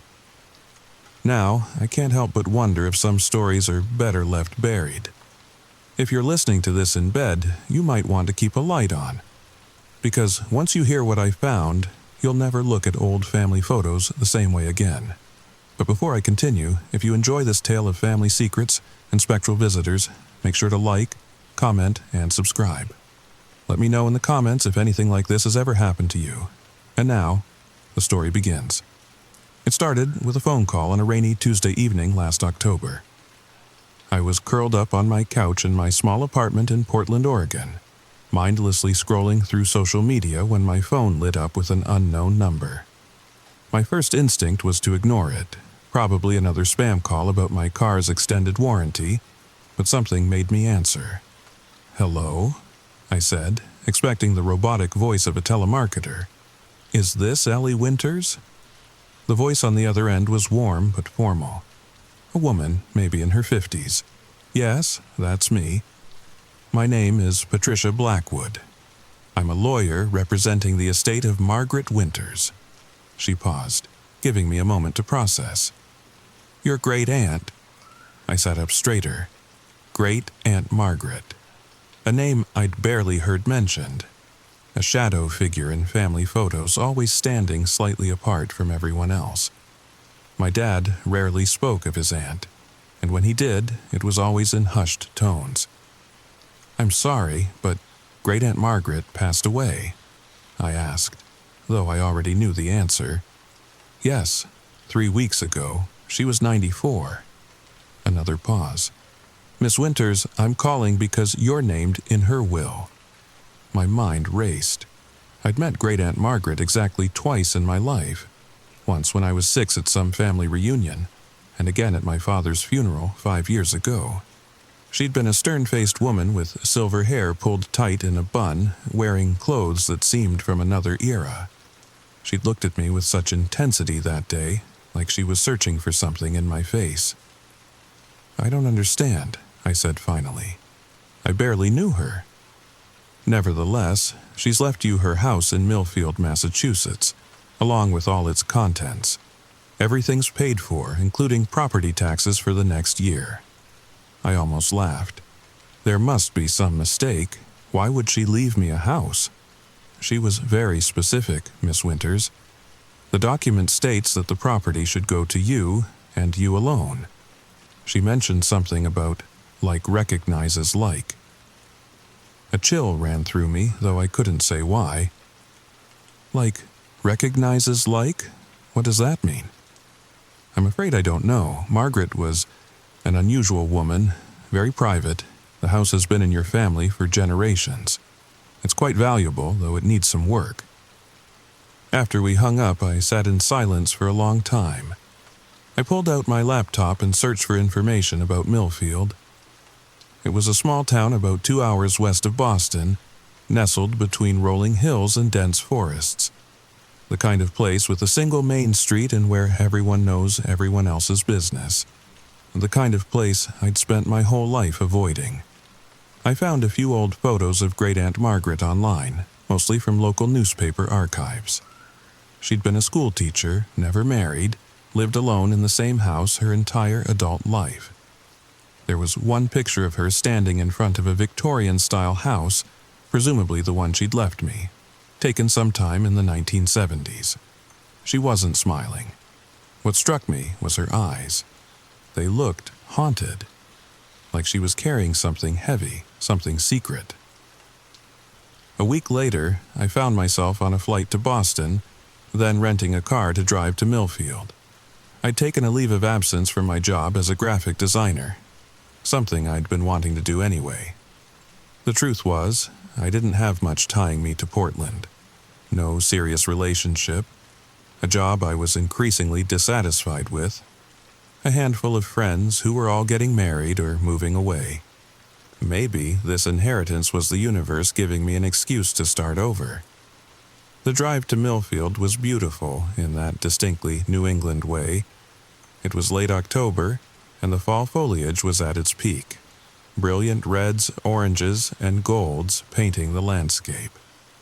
As I got closer to the town, the roads narrowed and twisted through increasingly dense woods. Cell service became spotty, and my GPS started to glitch. It was nearly dusk when I finally reached the town limits. "Welcome to Millfield, EST." 1692, read the weather-beaten sign. Population 2,117.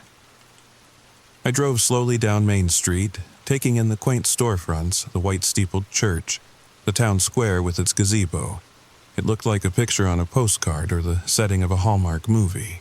I stopped at a small diner called Dots for directions to the lawyer's office.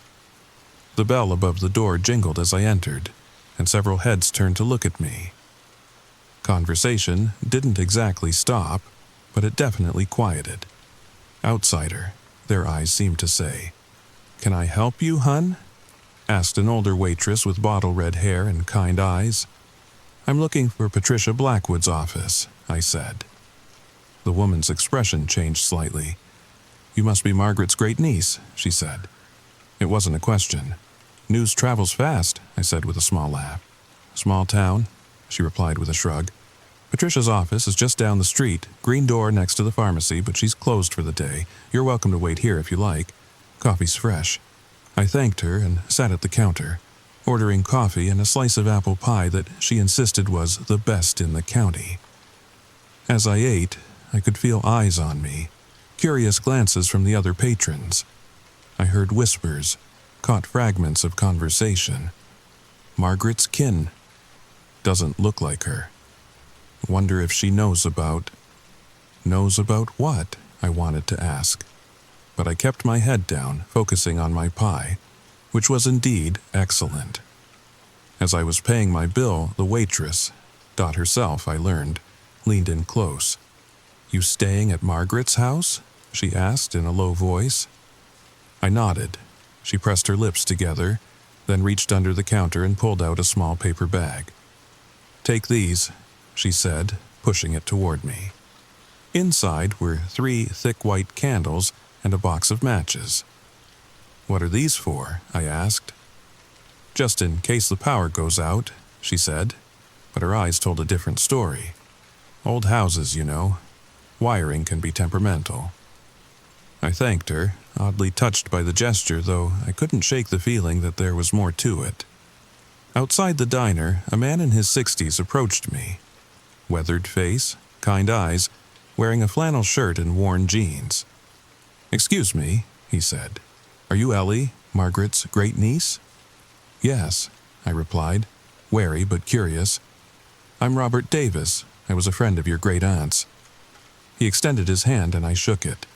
His grip was firm, his palm calloused. I just wanted to say, "Welcome to Millfield. Margaret spoke very highly of you."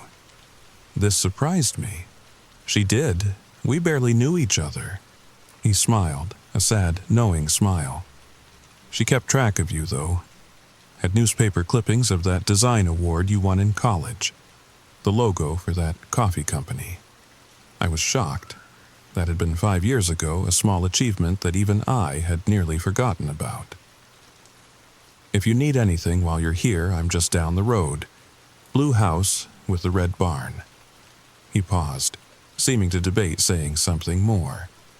"The house can be overwhelming at first. If anything strange happens, don't hesitate to call." Before I could ask what he meant by strange, he touched the brim of his cap in a friendly gesture and walked away.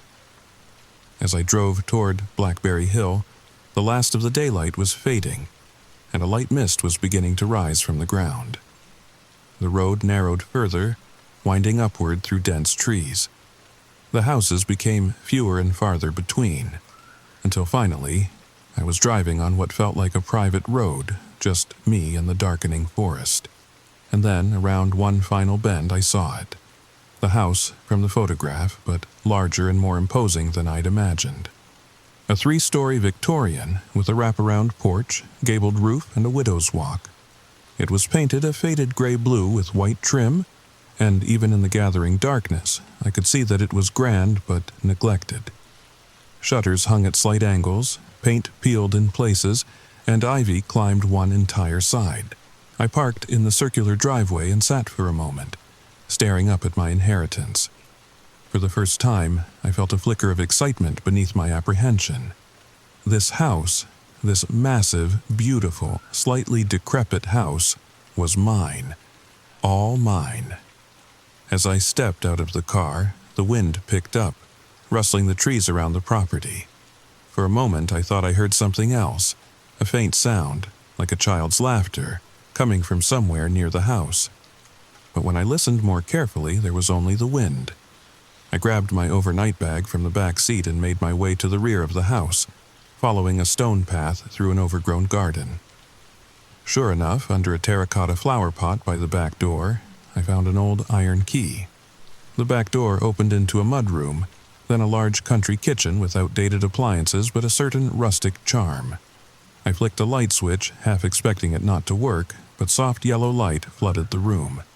"Hello," I called out, feeling slightly foolish. "I'm here." My voice echoed through the silent house. No response, of course. What had I expected? I set my bag down on the kitchen table and began to explore. The first floor consisted of the kitchen, a formal dining room, a living room, a study filled with books, and a small bathroom. The furniture was old but well made. Heavy wooden pieces that spoke of another era. Everything was clean, but had the slightly musty smell of a space that hadn't been lived in for a while. In the living room, I found a stone fireplace with a mantel lined with framed photographs. I picked one up. A black and white image of a young woman who must have been Great-Aunt Margaret in her 20s, standing in front of this very house. She was beautiful in a severe sort of way, with high cheekbones and those same intense eyes I remembered. Next to her in the photo was a young man in an army uniform, his arm around her waist. They weren't quite smiling, but there was a happiness in their posture, a sense of hope. On the back of the frame, written in faded ink, "Margaret and Thomas, 1943. Thomas, a name I'd never heard before. A boyfriend, a fiancé. I made a mental note to ask Patricia Blackwood about him. As I set the photo back, I noticed something odd. In the reflection of the glass, I could see the living room behind me. Except, there seemed to be someone standing in the doorway. A dark figure, just at the edge of my vision. I whirled around, heart pounding, but the doorway was empty. Just a trick of the light, I told myself. Or my tired eyes playing tricks on me. I chose a bedroom at the front of the house for the night, one that looked like it might have been a guest room. I couldn't bring myself to sleep in Great-Aunt Margaret's room, not yet. The bed was made up with fresh linens, which struck me as odd. How long had it been since she passed away? Who had prepared the house for my arrival? Despite my exhaustion, sleep didn't come easily. The house made noises I wasn't used to. The tick of an old grandfather clock somewhere downstairs. The occasional groan of timber.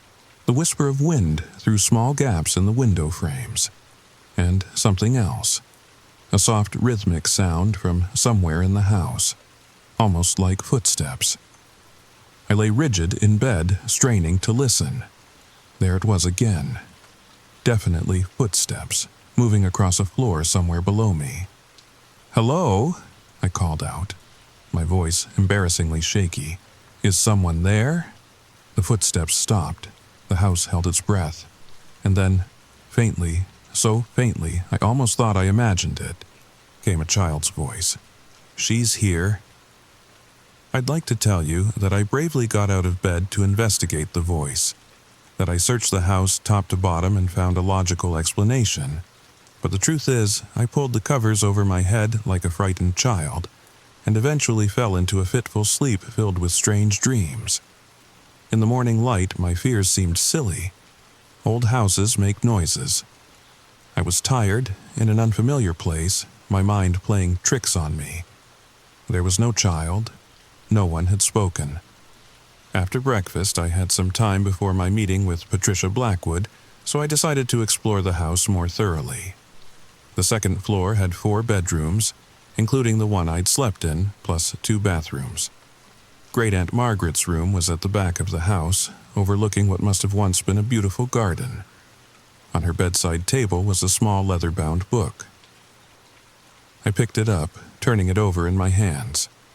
A diary? I hesitated before opening it, feeling like an intruder. But she had left me the house and everything in it. Surely that included the right to learn about her life.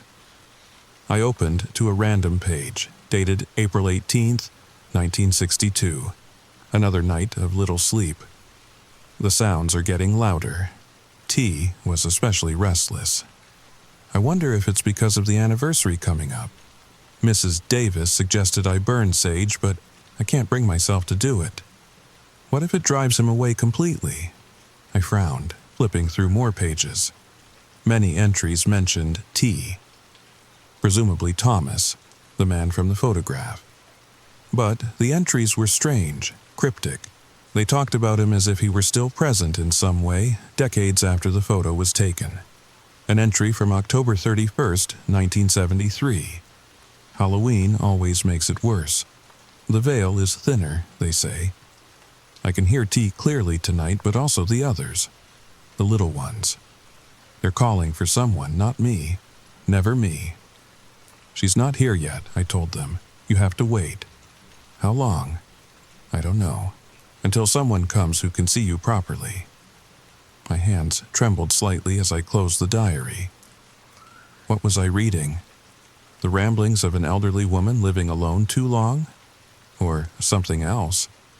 I was about to put the diary back when I noticed a slip of paper sticking out from the back pages. I pulled it out, a yellowed newspaper clipping from the Millfield Gazette, dated November 5th, 1943. "Local soldier missing in action," read the headline. Below was a grainy photo of Thomas, the same man from the photo downstairs. The article was brief. Private First Class Thomas Wheeler, 22, has been reported missing in action in Italy. The War Department informed his family yesterday. Wheeler, engaged to local schoolteacher Margaret Winters, was serving with the 36th Infantry Division. He is the third Millfield resident to be reported missing or killed in the European theater this year. So, Thomas had never come home from the war. My heart ached for the young Margaret, waiting for a fiancé who would never return. But that didn't explain the diary entries. Why was she writing about him as if he were still present in the house decades later? The third floor of the house was accessed by a narrower staircase at the end of the second-floor hallway. Unlike the rest of the house, this staircase was dusty, as if rarely used. It led to what must have been servants' quarters once upon a time. 2 small bedrooms with sloped ceilings, a bathroom with an old clawfoot tub, and a large open space that might have been used for storage. But it was the last room on the third floor that caught my attention. Unlike the others, its door was locked.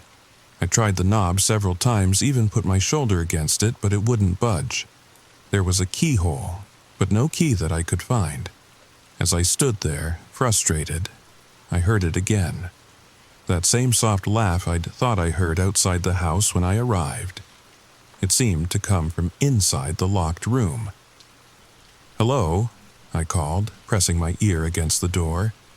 "Is someone in there?" Silence.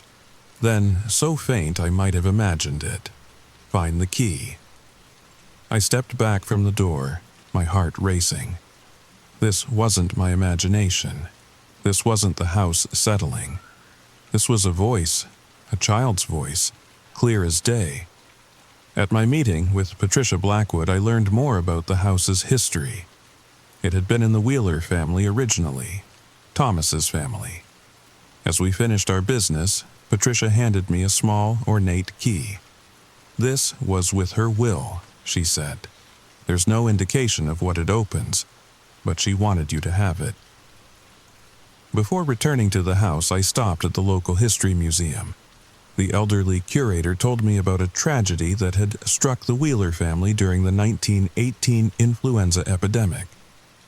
Thomas's 3 siblings, Sarah, 9, Emily, 7, and William, 5, had all died within days of each other. Thomas, then just a toddler, had somehow survived. They say Daniel Wheeler, their grandfather, was never the same after that, the curator said.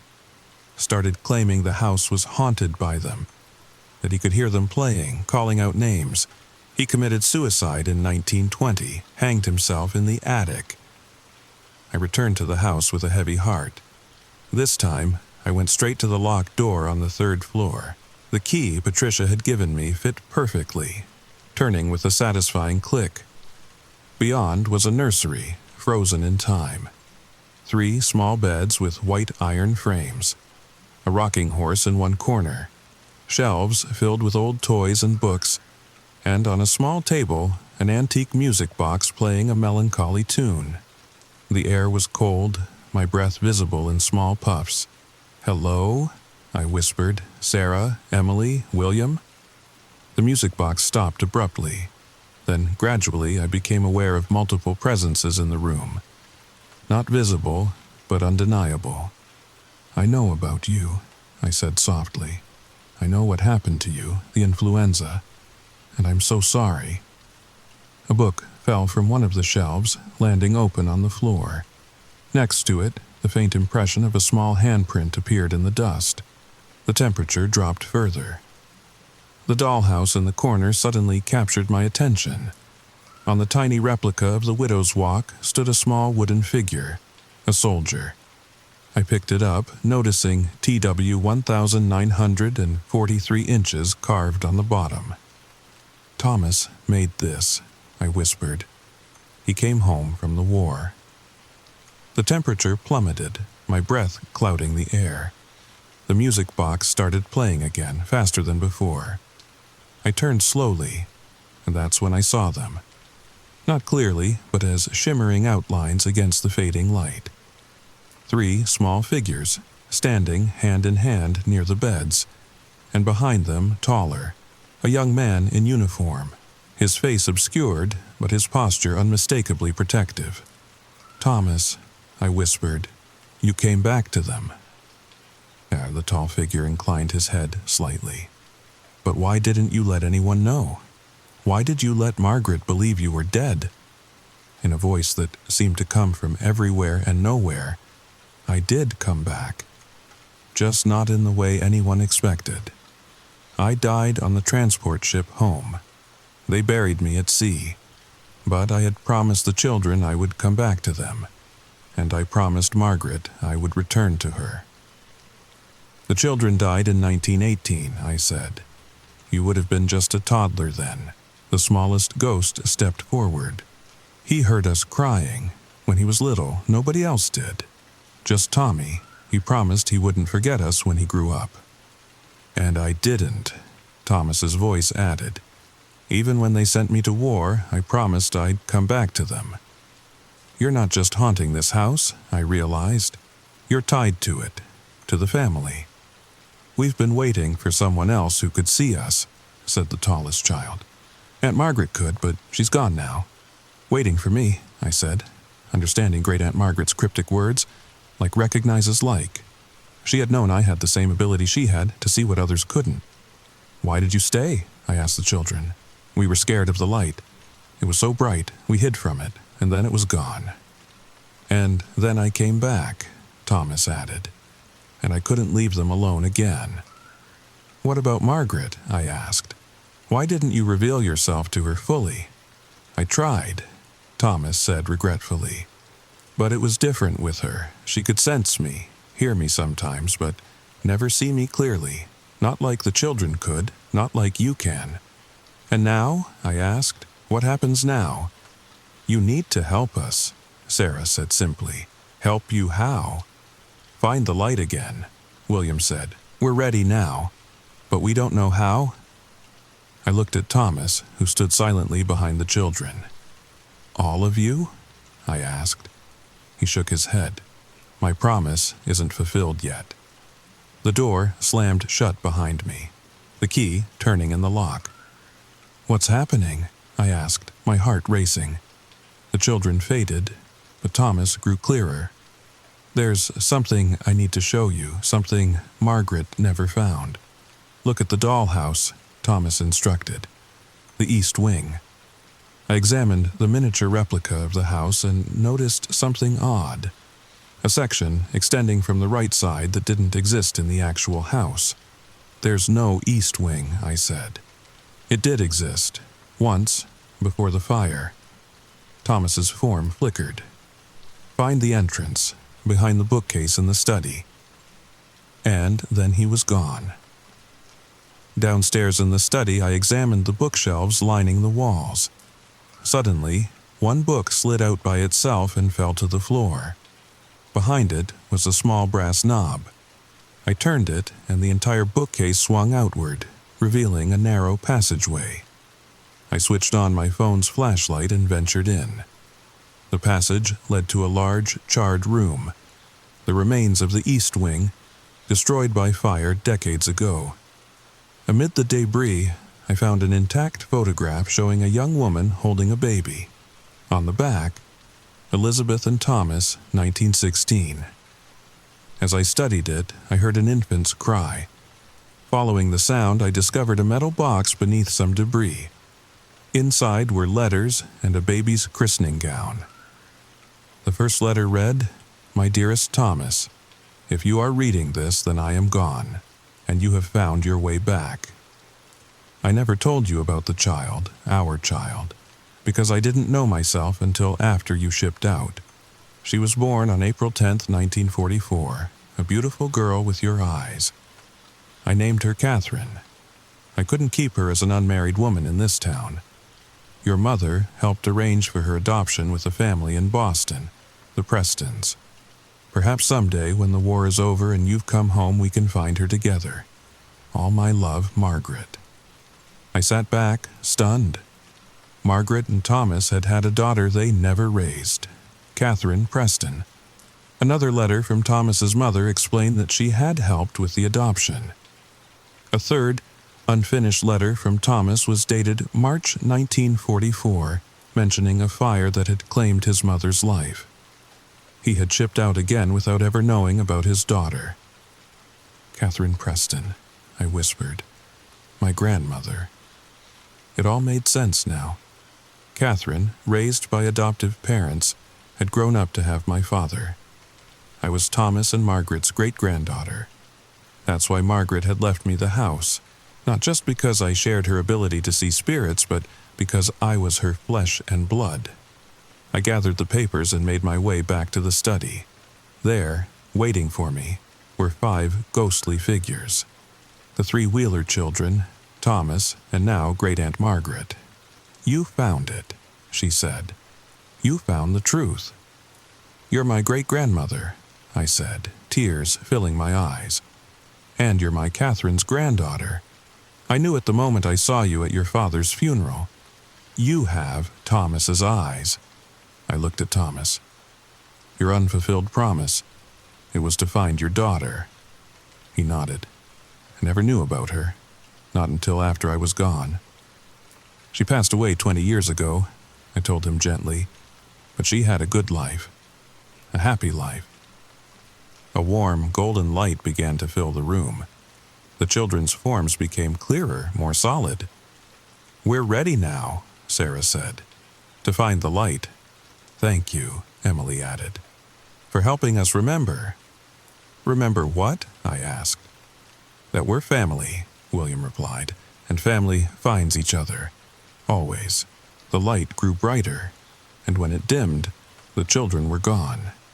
Only Thomas and Margaret remained, their forms now as solid as my own, their eyes filled with peace. The house is yours now, Margaret said. As it should be, a Wheeler Winters home again. Will I see you again? I asked.